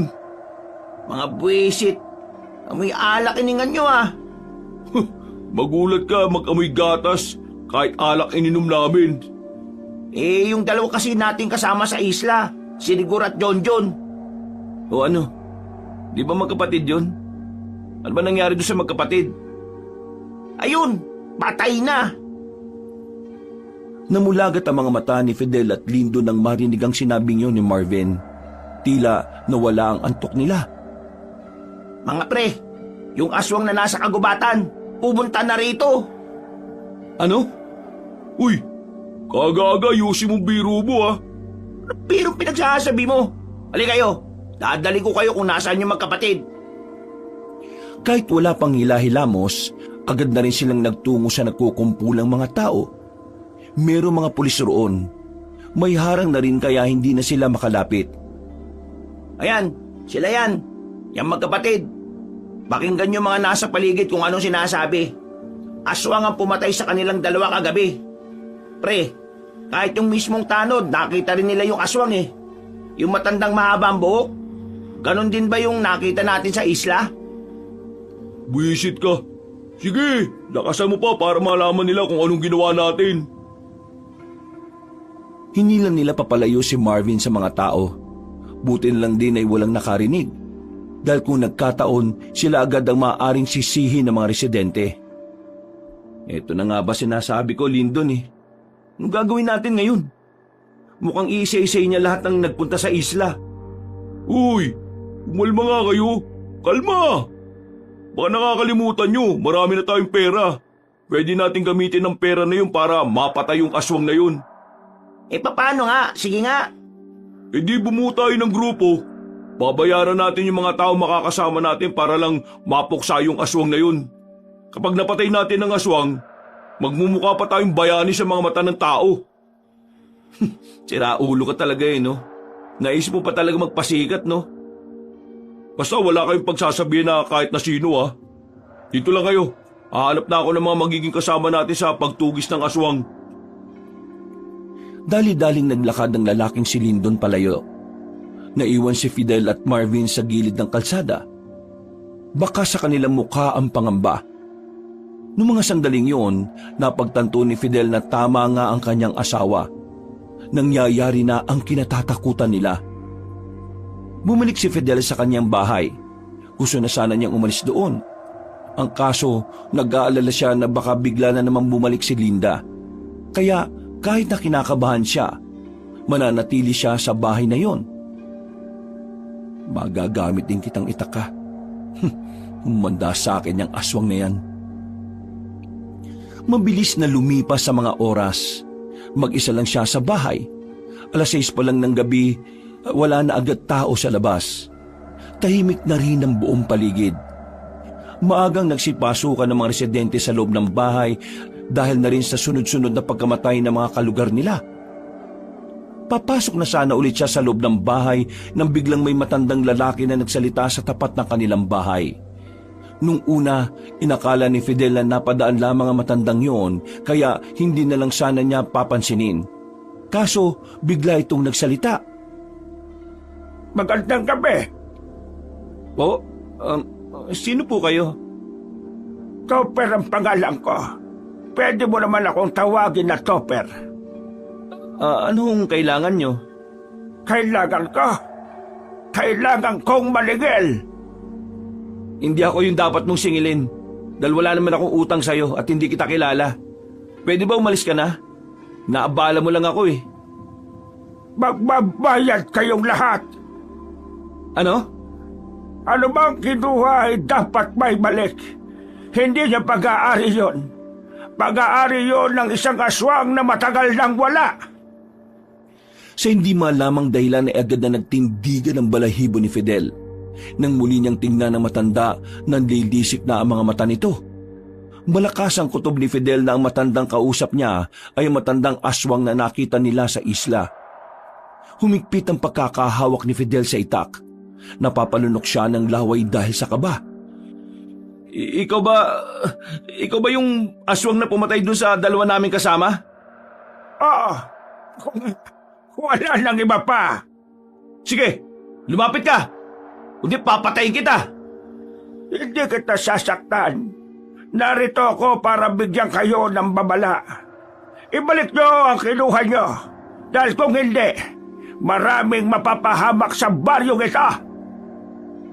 Pagkatapos magsalita na matanda, ay agad na rin itong naglakad palayo. Nanginginig ang tuhod ni Fidel. Nakahinga lamang siya ng maluwag nang mawala na sa kanyang paningin ang matandang aswang. Nang masiguro niyang ligtas na siya sa labas, ay agad niyang tinungo kung nasaan si Lindon. Nakita niya ito sa isang bakuran ng kakilala nito. Tinawag niya ito agad. Mabilis namang lumapit si Lindon nang may ngiti sa mukha. Oh, nakikita mo ba yung mga kasama ko? Yan yung mga taong naipon ko. Matutulungan nila tayo para paslangin ang mga aswang. Ibalik na natin ang kinuha natin. Huh? Ano pinagsasabi mo? Nakausap ko siya, yung matandang aswang. Nagbabala siya sa akin na kung hindi natin ibabalik yung kinuha natin, marami daw mapapahamak sa baryong to. May mga tao na tayo, insan. Kahit hindi na natin ibalik, kakayanin na natin yun. Isa lang naman yun eh, matanda pa. Insan, makinig ka nga sa akin. Ayaw ko magkagulo, kaya ibalik natin yung kinuha natin. Kahit hindi na kumpleto, basta maibalik lang natin yun. Sira ulo. Nakapagpagawa na ako ng negosyo eh. Tingin mo papayag ako na hindi matapos yung mga inaasikaso ko? Mawawala sa akin ang mga pinaghirapan natin. Nagbuwis tayo ng buhay doon oh. Ngayon pa ba tayo matatakot? Insan, kapag hindi natin ibinalik yun, siguradong mas magkakaroon ng malaking gulo. Eh di magkagulo. Di naman ako natatakot sa aswang na yun eh. Parang mas exciting pa nga eh. Pero Insan, alam mo kung ako sa'yo, sumama ka na sa amin. Ngayon nandito na siya sa baryo natin. Mahirap na ang sandali na mag-isa ka lang. tinapik siya sa balikat ni Lindon. Dismayado siya dahil hindi niya nagawang kumbinsihin ang pinsan niya. Hanggang sa makabalik na siya ulit sa kanilang bahay, tila tuliro pa rin ang utak niya. Nagiging tamang hinala na rin siya. Sa oras na may marinig siyang kaluskos, pakiramdam niya ay may aswang sa paligid. Sa takot na baka siya na ang isunod, hindi na lamang siya natulog ng mga sandaling yun. Nanatiling mulat ang mga mata niya hanggang sa sumikat na ang araw. Akala ko naman asawa ko na, ikaw lang pala. Pre, totoo ba yung sinasabi ni Lindon? Ibabalik mo yung iyo? Oo, ibabalik ko. Ayoko pang mamatay, no? At saka, napagtanto ko, tama ang asawa ko eh. Hindi dapat natin yung ginawa. Gusto ko rin sanang ibalik yung sa akin kaso... Kaso ano? Halos kalahati na yung nagastos ko, pre. Wala kang naipundar pero halos kalahati na nun nawala sa'yo? Anong klaseng tao ka? Yun na nga Wala naman ang tayo magagawa. Pero kanina, napagtanto ko, mas mainam kung hindi ko na rin ibalik. Ano ka ba? Ibalik mo kung gusto mo pang mabuhay ka. Ano naman kung mamatay ako? Wala naman may pakialam eh. Mas maganda nang mamatay ka ng mayaman kaysa mamatay kang mahirap. Ay naku, bahala ka sa buhay mo. Pupunta-punta ka rito, kala ko pareho tayo ng gagawin. Itinaboy na lamang niya ang kanyang kaibigan. Pumasok siya ulit ng bahay at inilabas ang mga ginto. Aminadong nanghihinayang siya. Kung tutuusin kasi, kayang-kaya na silang buhayin ng mga gintong yon. Pwede silang umalis ng kanilang probinsya sa Maynila na mamuhay. Pero napagtanto niya na anumang pera na hindi naman nila pinagsikapan ay madali lang ding mawawala. Kaya sa mga sandaling yon, hindi niya inaangkin ang mga ginto. Kagagaling lamang ni Fidel sa labas para bumili ng pagkain. Balak niya na pagkatapos niyang kumain ay mag-isa siyang pupunta sa isla. Ibabalik niya ang mga ginto doon. Kahit na hindi na siya samahan ng dalawa. Ang kaso nga lang, pagbalik niya sa loob, nawala ng malaking bag na inilagay lang naman niya sa ilalim ng lamesa. Hinanap niya ito sa buong bahay, pero wala na siyang nakita. Bigla siyang pinagpawisan na malamig. Ang unang pumasok sa isip niya ay si Marvin. Nasabi niya kasi sa lalaking yon na binalot niya na ang ginto para isauli. Kaya naman hinala niya na si Marvin lang ang may kakayahang magnakaw ng ginto. Hoy! Marvin! Pre! Oh, bakit pre? Napadalaw ka dito sa bilyaran. Want some girls? I have 3 now. Huwag mo nga akong ma-English-English. Baka bigwasan kita dyan eh. Balik mo yung kinuha mo sa bahay. Kailangan ko na maisauli yun. Ha? Ano pinagsasabi mo? Kunwari ka pa. Sa'yo ko lang naman sinabi na nakabalot na yun eh. Tapos bigla na lang mawawala sa bahay. Kinuha mo yun. Pre, matagal na tayong magkakilala. Tingin mo talaga gagawin ko yun? Eh sinong gagawa nun? Bakit hindi mo tanungin ang pinsan mo? Biglang napaisip ang lalaking si Fidel. Bigla na lamang niyang napagtanto na maaaring si Lindon din ang kumuha ng mga ginto niya. Nagmamadali siyang umalis at tumakbo siya patungo sa bahay ng kanyang pinsan. Pero sa kasamaang palad, wala roon si Lindon. Sa mga sandaling ito, umusbong na naman ang kaba sa kanyang kalooban. Wisit na Lindon yun ah. Nasaan na kaya yung siraulong yun? Naglalakad na siya pabalik ng kanilang bahay nung oras na yon. Maya-maya lang ay nakarinig na siya ng malalakas na sigawan. Nagmumula yun sa isang bahay. Ilang segundo lang ay biglang narinig na niya ang nakakatakot na angil ng isang halimaw. Unang-unang pumasok sa kanyang isipan, walang iba kundi ang matandang aswang na si Mang Topper. Paalis na siya nang makita niyang naglabasan ng mga tao mula sa bahay na yon. Nakita niya ring lumabas na ang matandang aswang, bitbit ang ulo ng isa sa mga naging kasama nila. Nangihina man ng tuhod ay nagmamadali na siyang tumakbo palayo. Hindi niya alam kung saan siya pupunta. Ang alam niya lang ay hindi siya maaaring umuwi sa kanilang bahay. Dahil tsak na maabutan siya roon ng aswang. Takbo lang siya ng takbo. Sa hindi pa inaasahan, nanlambot ang tuhod niya na naging dahilan para madapa siya. Gumapang siya patungo sa gilid ng sasakyan na nakaparada. Nagtago siya roon at tinakpan ng kanyang bibig. Kahit na hingal, pinipilit niyang limitahan ang kanyang paghinga. Alam kong nandiyan ka. Kaya wala ka ng dahilan pa para magtago dyan. Mamili ka. Lalabas ka ng kusa o hihilahin kita palabas. Takot na takot ang lalaking si Fidel. Lumabas ito sa kanyang pinagtataguan at nagsimula ng magmakaawa sa matandang aswang. Pakiusap! Huwag mo usaktan! Ibabalik ko na sana yung mga ginto mo. Binalot ko na nga yun sa bag ko kanina eh. Ang kaso nga lang, biglang nawala yung bag ko sa bahay. Hindi ko alam kung sino sa pinsan ko at sa kaibigan ko yung kumuha. Pero maniwala ka, ibabalik ko naman sana ngayon. Kaso nga lang may kumuha. At bakit ako maniniwala sa'yo? Dahil napagtanto ko ng mali ang ginawa namin. Maniwala ka sa akin. Napilitan lang ako sumama sa kanila dahil may sakit ang asawa ko. Kailangan ko lang talaga ng pera. Pero ibabalik ko naman talaga yun eh.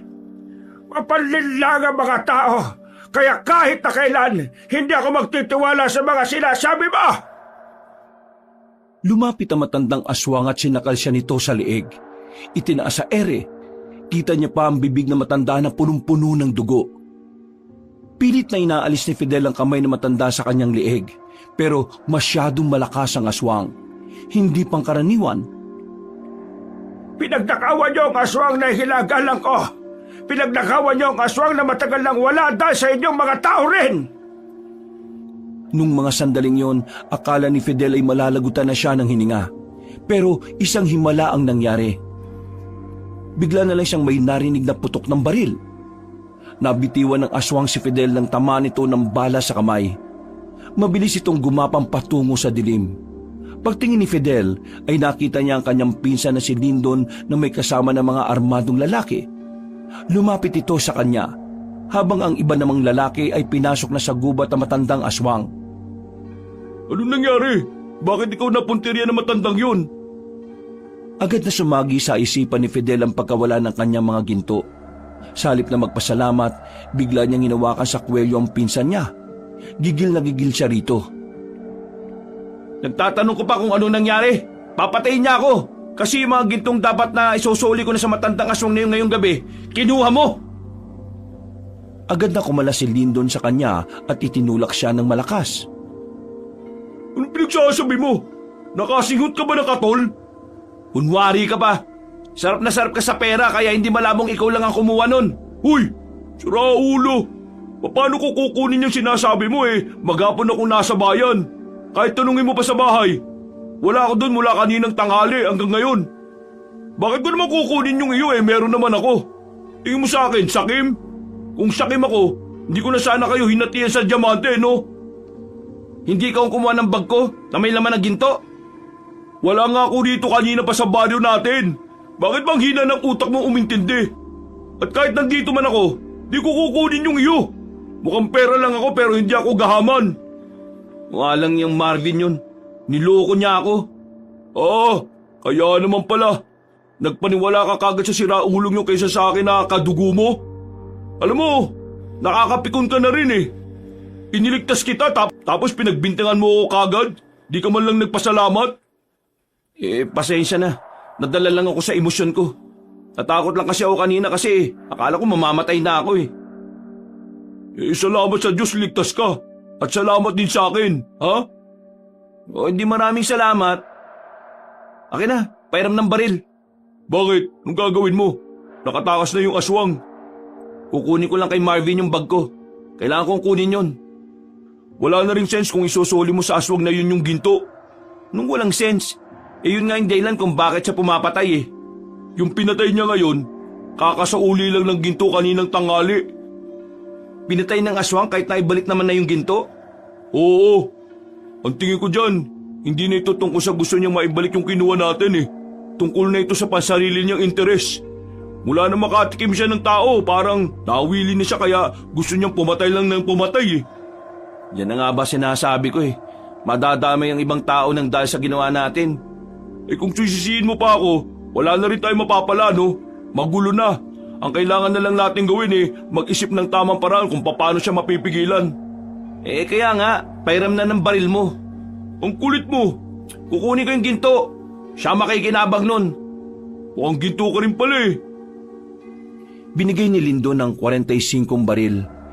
Isinuksok naman ito ni Fidel sa tagiliran niya. Noong mga sandaling yon, ang tanging nasa isip lamang niya ay makuha ang dapat sa kanya. Hindi niya matanggap na niloko siya ni Marvin. Dinig na dinig sa paligid ang iyakan ng mga tao. Bagyang napabagal ang paglalakad ni Fidel nang madaanan na naman niya ang bahay na pinagmulan ng aswang.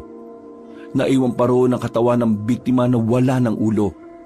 Nag-iiyakan ng mga taong naroon. At ang iyakan na yon ang tila mas lalong nagpapatuliro ng kanyang utak. Pinilit na lamang niyang hindi pansinin ng mga yon. Nagpatuloy siya sa kanyang paglalakad hanggang sa marating na niya sa bilyaran ng kanyang kaibigan na si Marvin. Agad niya itong nilapitan. Hinila niya ng malakas sa kwelyo. Sa liit ni Marvin, madali niya lamang itong nakaladkad. Nagulat ang mga tao sa ginawa niya pero wala na siyang pakialam. Uy, teka pre! Ano bang nangyari sa'yo? Anong problema mo? Problema ko? Ikaw! Yung pagiging sakim at gahaman mo! Ano? Teka. Ano ba pinag-uusapan natin dito? Ikaw ang kumuha ng mga ginto ko sa bag ko! Ha? Natanong mo na ba yung pinsan mo? Oo, at hindi siya kumuha nun dahil maghapon siyang wala rito sa atin. Teka nga, bitiwan mo nga muna ako. Pagbitiw ni Fidel sa kanyang kaibigan ay bigla na lamang itong tumakbo na mabilis. Agad niya itong hinabol. Nakarating na sila sa dulong parte ng kanilang baryo. Dito na naisipan ni Fidel na bunutin ang baril. Nagpaputok siya sa taas. Napatigil naman ang lalaki. Sige, subukan mong gumalaw. Hindi ako magdadalawang isip na paputokan ka. Grabe, dumating ka na sa puntong kaya mo nang pumatay para sa kayamanan? Oo, kasi traidor at gahamang ka. Itinuring pa naman kitang tunay na kaibigan, pero ginawa mo to sa akin. Tama lang pala ang asawa ko na hindi ka samahan Kasi hindi ka naman totoong tao sa akin. Fidel naman, huwag ka naman magdrama ng ganyan. Hindi na bumabagay sa iyo, no? Baba mo na yung baril mo. Ibabalik ko naman sa iyo yung kailangan mo Ibababa ko lang tong baril kapag nakita ko yung para sa akin. Okay, sige. Halika, sumunod ka sa akin. At ibibigay ko sa iyo yung gusto mo. Nauna nang naglakad ang lalaking si Marvin. Dulong-dulo ang bahay nito kaya habang tumatagal, paunti na ng paunti ang mga bahay na nadaraanan nila. Hintay mo ako rito sa labas. Kukunin ko lang sa loob. Wala na akong tiwala sa iyo, no? Sasama ako sa loob. Ulit naman, bahala ka. Maraan na sinundan ni Fidel ang lalaki habang nakatutok pa rin ang baril nito sa ulo ni Marvin. Pagpasok nila sa loob, nakita na niya ang bag niya na kung saan laman nito ang mga ginto. Akmang lalapitan na sana ni Fidel yon nang biglang binangga siya ni Marvin. Nakipag-agawan ito ng baril sa kanya. Nakarating sila sa labas at dumating sa puntong nasa ibabaw na ni Fidel ang lalaki. Bakit ba kasi ayaw mo na lang bigay sa akin kung ibabalik mo na lang din pala? Ikaw pala talaga ang tunay na gahaman hindi si Lyndon. Oo, ako na. Ikaw lang naman tong tanga-tanga na hindi marunong makaramdam Nanlalaki ang mga mata ni Fidel nang maagaw na sa kanya ni Marvin ang baril niya. Nandidisik ang mga mata ng lalaki habang nakatutok ito sa kanya. Sa sandaling ito, hindi na maiwasan ni Fidel na hindi kabahan. Ano? Mamili ka na lang ngayon. Yung mga kayamanan o yung buhay mo? Wag mong gawin yan. Wow, tapos ngayon biglang bumait ka. Parang kanina lang, ang tapang-tapang mo pa. May nalalaman ka pang ipuputok ko to. Pero wala ka rin naman pala. Ikaw ang tunay na duwag. O sige na, iyon na yung ginto. Wag mo na lang akong patayin. Madali ka naman pala kausap Ang kaso nga lang, akong mahirap kausap. Akala mo bubuhayin pa kita? Marvin, pre, meron tayong pinagsamahan. Mga bata pa lang tayo, magkakilala na tayo. Yun lang ang isipin mo. Pre, pagdating sa kayamanan, walang kaibig-kaibigan. Pamilya ko nga, pinalayas ko Kaya, sino ka ba para maging mahalaga sa akin? Wala ka nang halaga sa akin, no? Tunay ka kasabihan nila. Binabago ng pera at kayamanan ng ugali ng tao. Oo, totoo nga yun. O sige, kung kaya mo akong patayin, kalibitin mo na yung gatilyo na yan. Oo ba? Kalibitin ko talaga. Nang bigla na lang may narinig silang angil ng aswang. Ha? Ano yun? Malamang, aswang yun. Hindi mo ba alam na... Hindi na naituloy ni Fidel ang sasabihin niya nang biglang lumitaw na ang matandang aswang na si Mang Topper. Pinagbababaril nito ni Marvin. Ang kaso nga lang ay hindi niya ito natamaan.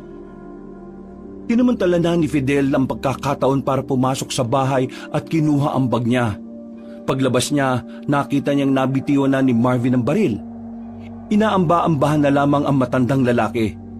Gusto na sana niyang umalis pero sa kabila ng pagiging siraulo ni Marvin, naisipan pa rin niya itong tulungan. Mabilis niyang kinuha ang baril dahil malapit lang din naman ito sa kanya. Hindi na siya nagdalawang isip na paputokan ng matanda.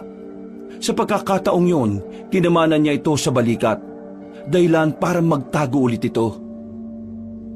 Binaril na yan kanina ni Lyndon. Medyo mahina-hina na yan. Halika na! Ano bang tinitingin-tingin mo dyan? Sabay silang tumakbo paalis ng mga sandaling yon. Nang makalayo na sila ay nagtago na muna sila sa gilid ng tricycle.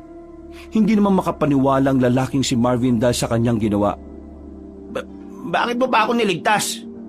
Kasi hindi ako kagaya mo. Kaya kitang tutukan ng baril pero hindi ko kayang iputok yun. Hindi tayo pareho, Marvin. Natamimi na lamang ang binatang si Marvin. Maya-maya lang din ay umalis na rin sila roon. Sakto naman na nakakasalubong nila ang pinsan niyang si Lyndon. Oh, nakakuha mo na pala yung bag mo.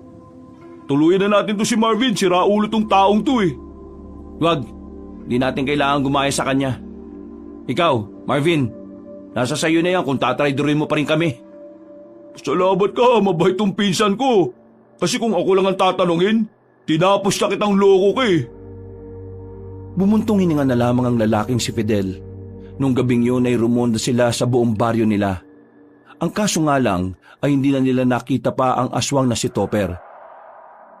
Tumungo na lamang sila sa ginawa nilang tambayan sa abandonadong paaralan. Malapit lang din yun sa kanilang baryo. Itong hideout.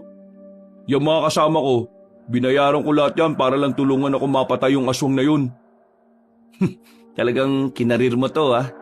Oo, kasi ayaw ko mamatay. May 2 tama na yung aswang. Mas maganda sana kung mahahanap natin siya agad bukas para kahit papano hindi siya ganong kabilis at kalakas. Pero itong si Marvin, wala ba talaga tayong gagawin dito? Kanina pa ako kating-kating bugbugin to eh. Biruin mo, hinatian na nga siya ng yaman na nakakuha natin sa visit na islang yun. Nagawa pa niya talagang maging gahaman. Pag-aawayin mo pa kaming magpinsan, gago tong Marvin na to ah. Eh bakit niya pa kasi ako sinama rito? Para bugbugi ka sana eh. Kaso itong si Fidel, ayaw eh. Naawa sa'yo. Hindi mo ginawa mo. Mabuti sa'yo yung tao, ikaw lang yung siraulo. Napapailing na lamang ang lalaking si Marvin. Nung gabing yon, hindi na muna pinayagan ni Lindo ng 2 na bumalik sa bahay. Doon sila lahat sa hideout magpapalipas ng gabi. Gusto mo bang makauwi? Mabibigo ka lang. Kita mo yung mga bantay, mga notorious yan. Di ko alam kung saan nakakilala ni Lyndon yan eh. Pero papatayin ka ng mga yan kapag lumagpas ka sa bakod. Hindi naman ako aalis eh. Mas ligtas ako rito. Fidel, hindi ko pa rin alam kung bakit mo ako niligtas. Di ba nga sinabi ko na kanina? Ibig ko sabihin, bakit ganyan ka kabait? Kung ikaw ang gumawa sa akin ang ginawa ko sa'yo, baka hinayaan na lang kitang lapain ng aswang na yun eh. Bakit mo ba kinuha yung kayamanan ko? Siguro nga tama ka. Binabago talaga ng kayamanan ng ugali ng isang tao. At yun ang nangyari sa akin. Ngayon lang din naman kasi ako nakatikim ng ganitong yaman eh. Pero hindi naman ako nagbago. Kagaya nga ng sinabi mo, hindi naman tayo pareho. Iba ang kinalakihan mo. Iba rin ang kinalakihan ko. Pero ano man ang pinanggalingan ko, alam kong sasabihin mo sa akin na hindi yung dahilan para maging masamang tao. Buti naman alam mo. Iwan ako ng pamilya ko nang malaman nilang galing sa isla yung mga yaman na dala ko. Ganun din naman ako eh. Iniwan din ako ni Linda. Kaya nga gusto ko na sanang ibalik yung kayamanan na to. Kasi gusto ko maging payapa ang buhay namin mag-asawa. Pero ano? Sabi ng pinsan ko, ibalik man natin o hindi ang yaman, papatayin pa rin tayo ng aswang ngayon. Nakatikim na kasi siya ng tao eh. Kaya susunod-sunurin na raw yun ng aswang. Anong gagawin mo dyan sa yaman mo? Di ba ayaw naman niya ni Linda? Hindi papaliwanag ko na lang sa kanya na maayos. Sayang naman kung tatapon ko lang sa dagat itong mga to. Isa pa, hindi naman totoong aswang ang may-ari nito eh. Mga Hapon ang may-ari nito. Sa bagay. Pero pre, patawarin mo ako kanina ha. Hindi ko na alam ang pinag-aagawa ko. Okay lang, basta bumawi ka na lang. Ngumiti na lamang ng papilit si Fidel. Maya-maya pa, pumasok na rin sila sa loob at naglatag ng karton. Nung gabing yun, ginawa na lamang una ni Fidel ang kanyang bag. Sa nangyari kasi, nahirapan na rin siyang magtiwala kay Marvin. Sadyang pinahahalaga na lang talaga niya ang pagkakaibigan at pinagsamahan nila. Kinabukasan, kagigising lang ng dalawa, nakaupo sila sa tapat habang hawak-hawak ang tasa ng kape. dumating si Lyndon. Meron itong masamang balita sa kanila. Grabe, pinagbuntungan yung iba natin mga kasama. Wala namang namatay sa kanila pero lahat critical. Yung mga kasama natin? Yung natitirang 7, silang lahat. Ang inaalala ko lang baka mamaya punta naman sila sa ospital at doon sila tuluyan. Sa mga sandaling yun ay nagtindigan na naman ang balahibo ni Fidel. Nakaramdam din siya ng awa para sa iba nilang kasamahan. Nakokonsensya rin siya. Alam naman kasi nilang lahat na kung hindi sila nagpunta sa islang yon ay wala namang mapapahamak sa kanila. Uy, anong balak mo? Dito na muna siguro tayo. Galit sa atin ang mga tao Sinisisi na nila tayo, lalo na ako. Nalaman na kasi nila na nakuha natin yung ginto. At alam na rin nila na yung aswang sa isla ay yung aswang din sa baryo ngayon. Naasahan ko na talaga mangyayari to Ang maganda na lang na gawin natin ngayon, patayin niyang aswang na yan. Para kahit papano, makabawi naman tayo sa kanila. Marami pang baril dyan. Yun ang gagamitin natin mamaya kapag hinanap na natin yung aswang na yun. Meron akong tanong. Itanong mo na, pabebe ka pa Sigurado ba kayong nag-iisa lang yung aswang na yon? Bakit? May nakita ka ba kasama siya? Wala. Di nag-iisa lang. Common sense lang, no? Sinasabi ko lang naman, paano kung hindi natin alam na may iba pa pala siyang mga kauri, pero wala lang sa isla? Insan, may punto nga siya. Kung sakaling ganun nga, papatayin din natin yung mga yun. Yun naman talaga mangyayari dun Sasapat ba yung mga gamit natin? No, dami mong tanong. Malamang oo. Naninigurado lang ako nakakayanin natin hanggang sa dulo ng laban. Ang tinutuno ng mga sinasabi mo ngayon Siguraduhin mo lang na wala kang gagawing katarantaduhan habang kasama ka namin Kasi kung meron, ako mismo papatay sa'yo. Bakit? Kaya mo bang pumatay? Tama na yan. Walang patutunguhan ng pagtatalo ninyo. Ang mabuti pa, pag-usapan na lang natin kung paano natin mahuhuli o mapapatay yung aswang na yon. Bumuntungin nga na lamang si Lyndon. Naging kalmado na rin naman ang usapan na yon. Maya-maya lang, inilabas na rin ni Lyndon ang iba pa nilang gamit. Namili na si Fidel at Marvin ng armas na gagamitin nila. Pagkatapos noon, nagtungo na sila sa gubat para pag-aralan kung paano bumaril ng maayos. Makalipas lang ang ilang oras, umalis na rin sila roon. Bumuo na sila ng magandang plano. Sa huli, nauwi ang kanilang usapan sa mabigat na desisyon.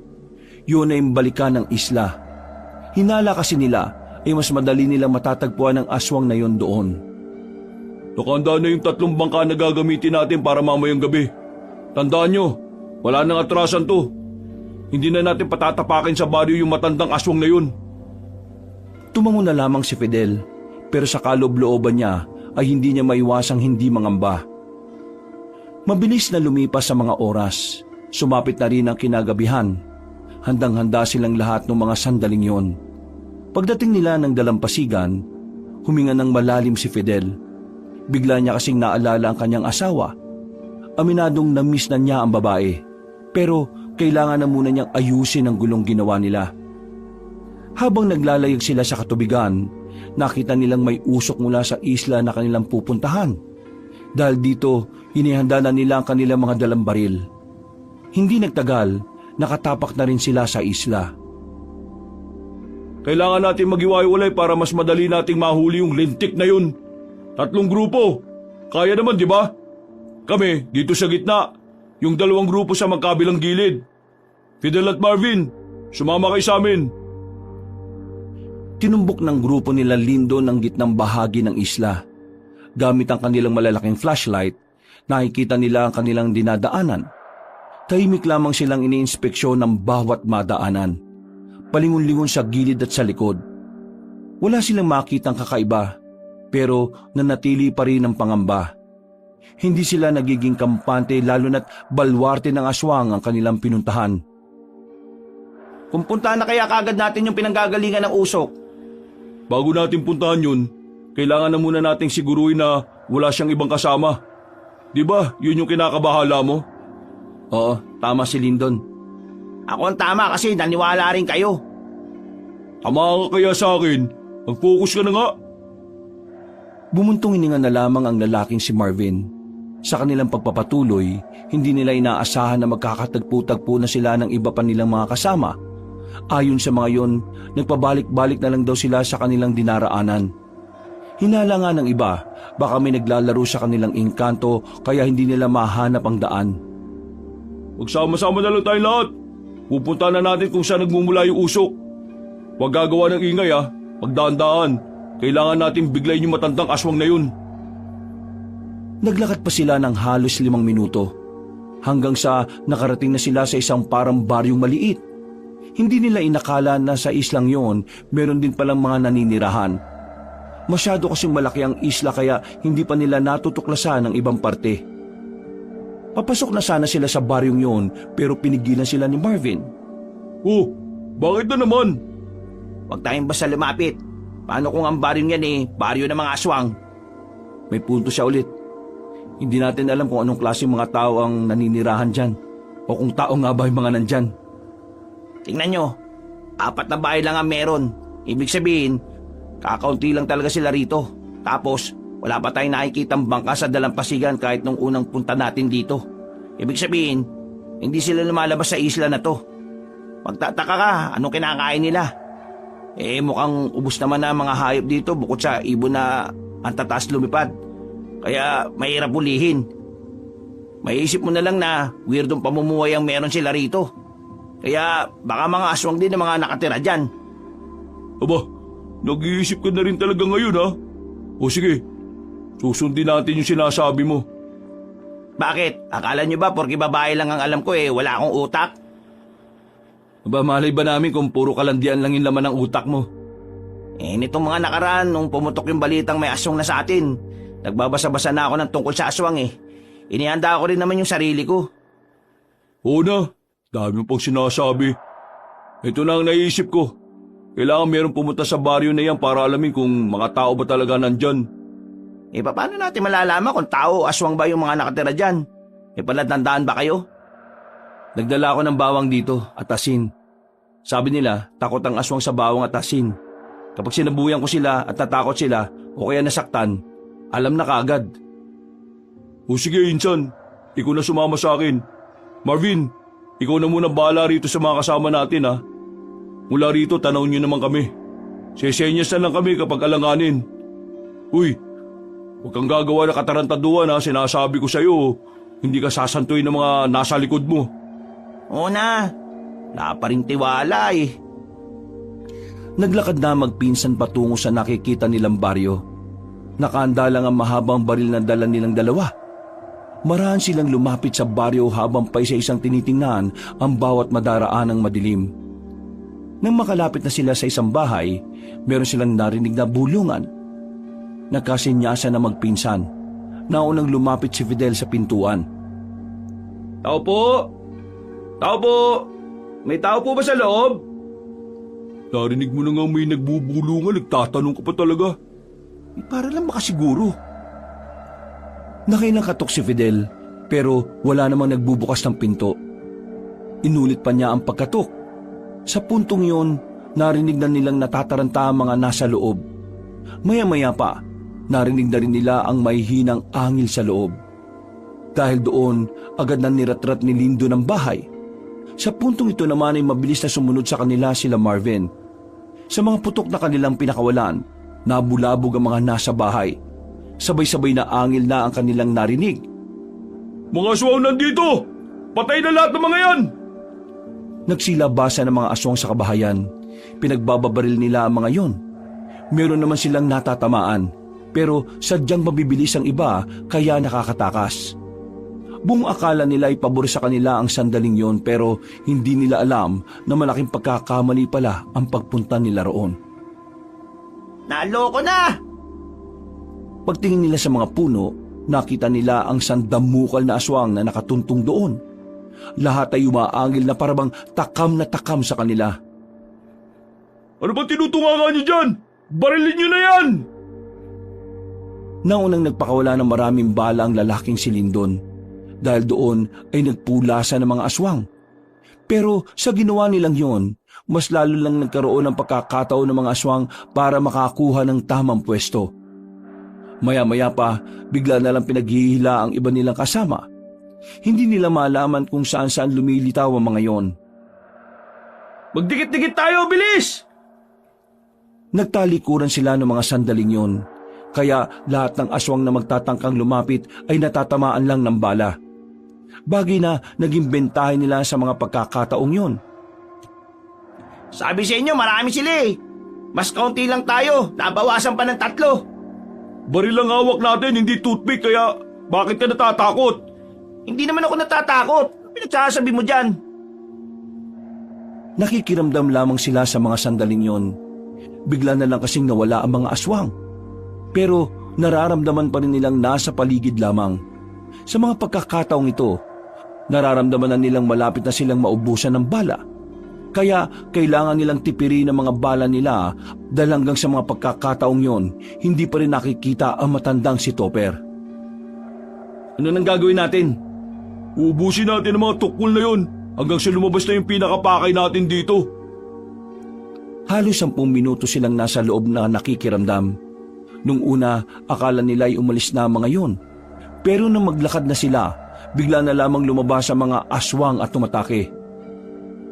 Maririnig na lamang ang mga pag-angin at putukan ng baril. Inubos na nila ang bala nila sa huling grupo ng mga aswang na lumusob sa kanila. May mga tama na rin ang iba nilang kasamahan ng mga sandaling yon. Iilan na lang ang nakatindig. Ang iba ay hindi na rin makatayo dahil sa mga sugat sa iba't ibang parte ng katawan. Ubus na yata sila. Oo. Tapos tayo malapit na rin maubos. Kayong 3, alalayan niyo ang kasama nating sugatan ha. Dalhin niyo sila sa ligtas na lugar at asikasuhin ninyo.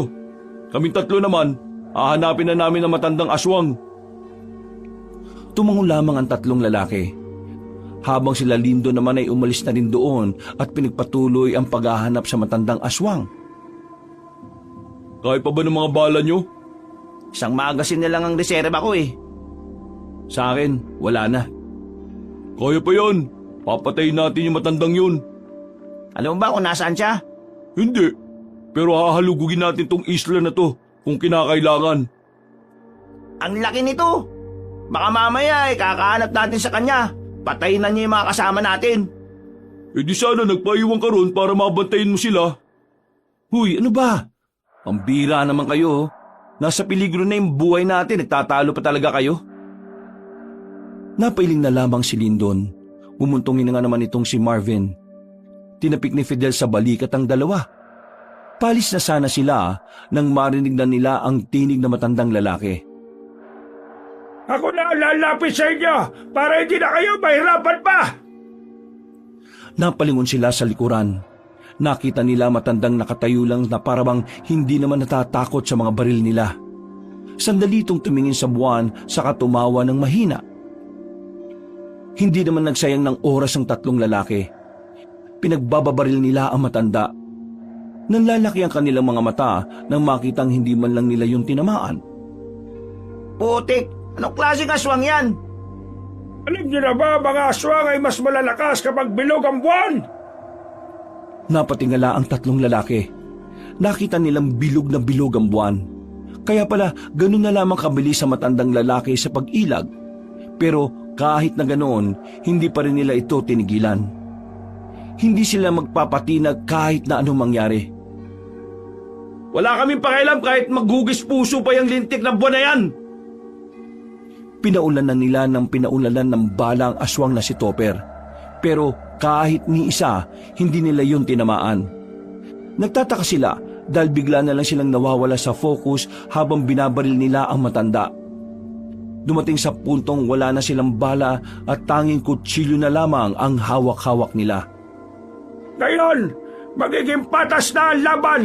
3 kayo, mag-isa ko, kutsilyo, laban sa kabaw ka. Huwag ka mayabang, tanda. Gamitin mo yung mahaba mong kuko. Ilabas mo na yan. Ayokong mamatay kayo kaagad. Gusto kong dahan-dahan yung maramdaman ang hirap. Gusto kong iparanas ang parusa sa inyong unti-unti. Magsisisi kayo na ninakaw niyo ang pagbabayari ng mga aswang. Pagmamayari ng mga hapon ng mga kayamanan na kinuha namin, no? Kaya wala kang karapatan na angkinin ang hindi naman sa inyo. Kami ang nangalaga at nagbantay sa kayamanan na yon. Kaya wala kayong karapatan doon. Ano ba kasing gagawin nyo sa kayamanan? Kakain lang naman kayo ng tao kapag gusto nyo. Ang dali-dali lang para sa inyo kumuha ng tao eh. Kaya para sa inyo kayamanan na yan? Wala na kayong pakialam. Gagamitin nila ang kayamanan para mas magparami at para mas marami pa silang mabiktima. Tama! Yung kayamanan na yun ang dahilan kung bakit may mga taong nagpupunta rito eh. Ginagawa nilang pain yung mga kayamanan. Kaya sila nagagalit kasi wala nang dahilan ng mga tao para pumunta pa sa islang ito. Alam niyo naman pala eh. Pwes, ngayon, pagbabayarin ko na lang kayo sa ginawa ninyo. Eh di lumapit ka rito ng masaksakan namin, daldal mo! Tumakbo ng mabilis sa matandang lalaki. Sa bilis nito, hindi man lang nila ito nagawang saksakin. Sa halip, sila pa ang naagrabyado sa mga sandaling yun. Sinakal ng aswang si Fidel, habang dinakma naman ito sa kaliwang kamay si Lindon. Sabay silang binalibag sa sahig. Sinipa-sipa sila ng malakas hanggang sa mamilipit na sila sa sobrang sakit. Nakita naman ng aswang si Marvin na sasaksakin siya sa likod. Nahawakan ni Mang Topper ang kamay ng lalaki. Hinigpitan ng pagkakahawa kaya naramdaman ni Marvin na parang nadudurog na ang kanyang kamao. Aray! Ano? Masarap ba? Masarap! Eto, masarap! Biglang tinusok ni Marvin ang daliri niya sa mga mata na matanda. Dahil dito ay nabitiwan siya nito. Hindi naman nagsayang ng pagkakataon si Fidel. Nang makabangon, sinipa niya ang aswang sa pagitan ng mga hita nito. Kinuha naman ni Lindo ng mahabang baril at sinundot ng malakas sa matanda sa puwitan. Sa ginawa nilang yon, nakita nilang tila nasaktan si Mang Topper. Kinuha nila ulit ang kutsilyo. Dahil mas malapit si Fidel, sinubukan niyang saksakin ang matanda sa dibdib. Pero sa kasamaang palad, naisalag nito ang braso nito. Dumistansya ang matanda. Kitang-kita na tila namimilipit pa rin yun. Menopause ka na nga, nabayagan ka pa. Teka, nagme-menopause ba ang lalaki? Ano nga akala niyo? Matatalo niyo ako kapag napis ang itlog ko? O matatalo niyo ako kapag nasundot niyo ang tumpong ko? Kahit mawalan ako ng paningin, hindi niyo ako matatalo! Muling umatake ang matandang lalaki sa kanila. Galit na galit ito. Walang ibang magawa ang tatlo kundi ang ilaga ng sipa at suntok ng aswang. Pero dahil nga di hamak na mas mabilis sa kanila ang matandang yon, sa huli ay nabugbog pa rin sila. Natanggalan na ng isang ngipin si Lindon, habang si Marvin naman ay tuluyan ng nabali ang kamay. Si Fidel naman, sarado na ang kabilang mata dahil sa maga. Pero kahit na ganoon ang kanilang estado, hindi sumagi sa kanilang isipan na sumuko. Para lang kayo katawan ng punong saging na masarap suntok-suntokin hanggang sa lumambot! Ha! Ano, kaya niyo pa ba? Kaya ko pa. Ipin pa lang ang natatanggal sa akin. Ano, gusto mo ulo naman? Sana leg mo naman ang mabali. Ngayon, sabihin niyo sa akin kung gusto niyo pang mabuhay. Naisip ko lang na pwede ko kayong bigyan ng pagkakataon. Pero kailangan niyong mamili. Papatay ko kayo o bubuhay ko kayo pero haalikan niyo ang pako at magiging kalagat ko kayo. Kapal naman ang mukha mo. Nakikita mo ba pa mo? Mas malinis pa yata paa ng buhaya kaysa sa paa mo eh. E di ayaw niyo na talaga mabuhay. Sige, tutuloy ako na kayo para makita niyo ng tuluyan ng minamahal niyong Diyos. Lumapit ang matandang aswang. Hinawakan nito sa leeg ang lalaking si Fidel. Hinigpitan ng pagkakasakal. Nanlalabo na mga mata ni Fidel ng kagatin ni Marvin ang paa ni Mang Topper. Nabitiwan nito si Fidel. Si Lindon naman, buong puwersang sumampa sa likuran ng matanda at sinakal ito gamit ang braso. Headlock to, pre! Sinubukan ni Fidel na suntukin sa sikmura ang matanda. Ang kaso nga lang ay matigas pala ang kalamnan nito. Para lang siyang sumuntok sa pader. Kaya ang naisip ni Fidel, kunin ulit ang kutsilyo. Habang sinasakal ito ni Lindon, sinaksak niya naman ang matandang aswang sa kaliwang dibdib. dahilan para mapasigaw ito ng malakas. Nagawa nito makalaya sa pagkakasakal ni Lyndon. Ang pagsaksak na ginawa ni Fidel ang siyang nagdulot ng taranta kay Mang Topper. Dumistansya ito sa kanila. Binunot na matanda ang kutsilyo at tumagas ang dugo nito at napaubo ng ilang ulit. Ano? Mukha yatang napatigil ka. Mamamatay ka na matanda ka. Kung mamamatay man ako ngayon, mas maganda kung inadamay ko na kayo! Biglang humaba ang kuko na matandang si Mang Topper. Sa puntong ito, kinabahan na ang tatlong lalaki. Kahit na nangihina na ang aswang nakatapat nila, alam nilang may kakayahan pa rin itong patayin sila. Nagkakaroon sila ng pagdududa kung kakayanin ba ng kutsilyong hawak nila ang mahabang kuko na matandang aswang. Pinagpapawisan na ng malamig si Fidel. Sama-sama tayo sa impyerno! Iika-ikang lumapit ang matanda sa kanila. Medyo may kabagalan na ang kilos nito kaya kahit na papaano ay nagagawa na rin nilang makailag. Pero hindi sila naging kampante. Kaya na natin to mga pre! Kain na lang! Bali na tong kanan ko eh! Fidel, sabayan natin! Kumuha na magandang tiyempo magpinsan. Maya-maya lang ay nasaksak nila ulit si Mang Topper sa kaliwang dibdib.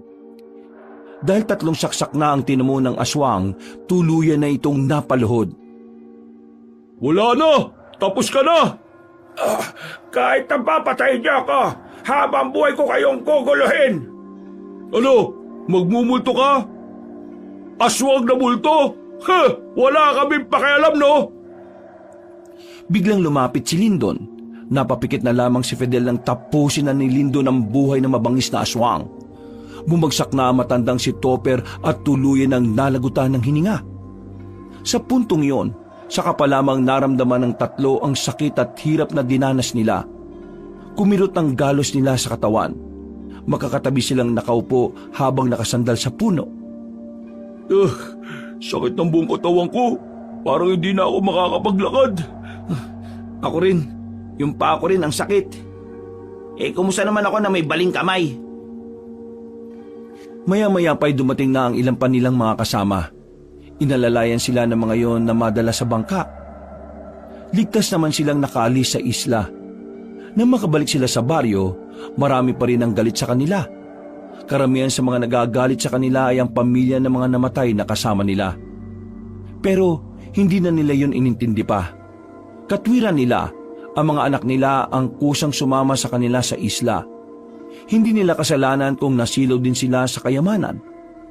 Makalipas ang ilang araw matapos ang labanan sa isla, tuluyan ang nawala ng pakialam ang mga tao sa kanila.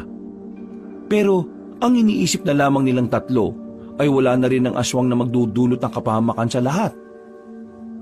Para itama ang kanilang nagawang pagkakamali, ang mga gintong kanilang nakuha ay ibinigay na lamang nila sa simbahan at bahay ampunan. Pinagsama-sama nila ang kanilang mga yaman para ipaubaya sa iba yon. Sige na, insan. Napita mo na asawa mo. Mag-usap kayong dalawa. Sabihin mo na rin nagbago na ako Kaya pwede na tayo maging magkaibigan. Manahimik ka. Hindi ito tungkol sa'yo, no? Nasa harapan na sila ng bahay ng kapatid ni Linda nung oras na yon. Itong araw na susuyuin na ng lalaki ang kanyang asawa para muli na silang magsama. Sinabi niya ang lahat at naikwento na rin niyang natalo na nila ang aswang.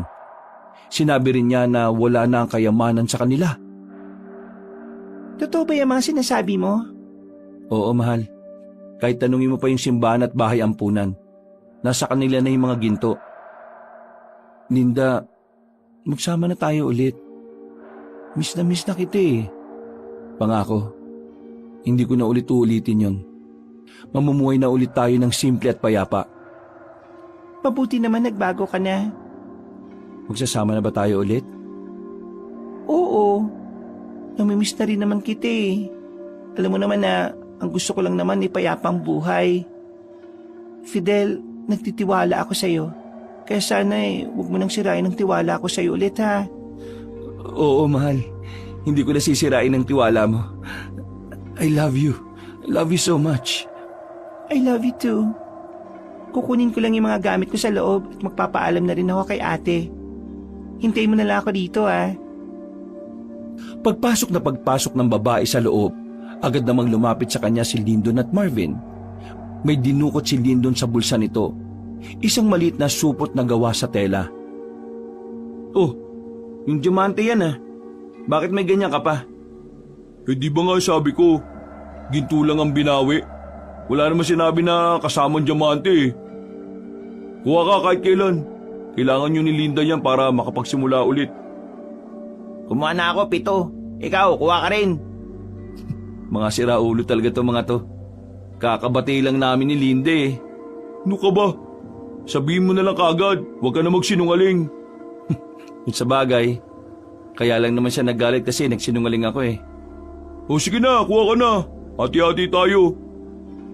Nagtawanan na lamang ang tatlong lalaki. Pinagatian nila ang mga diamanting natira kay Lyndon. Nalaman naman ni Linda ang tungkol doon, pero hindi naman na ito nagalit. Ang mahalaga naman kasi para sa babae ay nagsasabi ng totoo ang kanyang asawa. At para din sa kanila, walang masama kung pakikinabangan nila yon dahil ibinahagi naman nila ang ibang yaman sa ibang tao.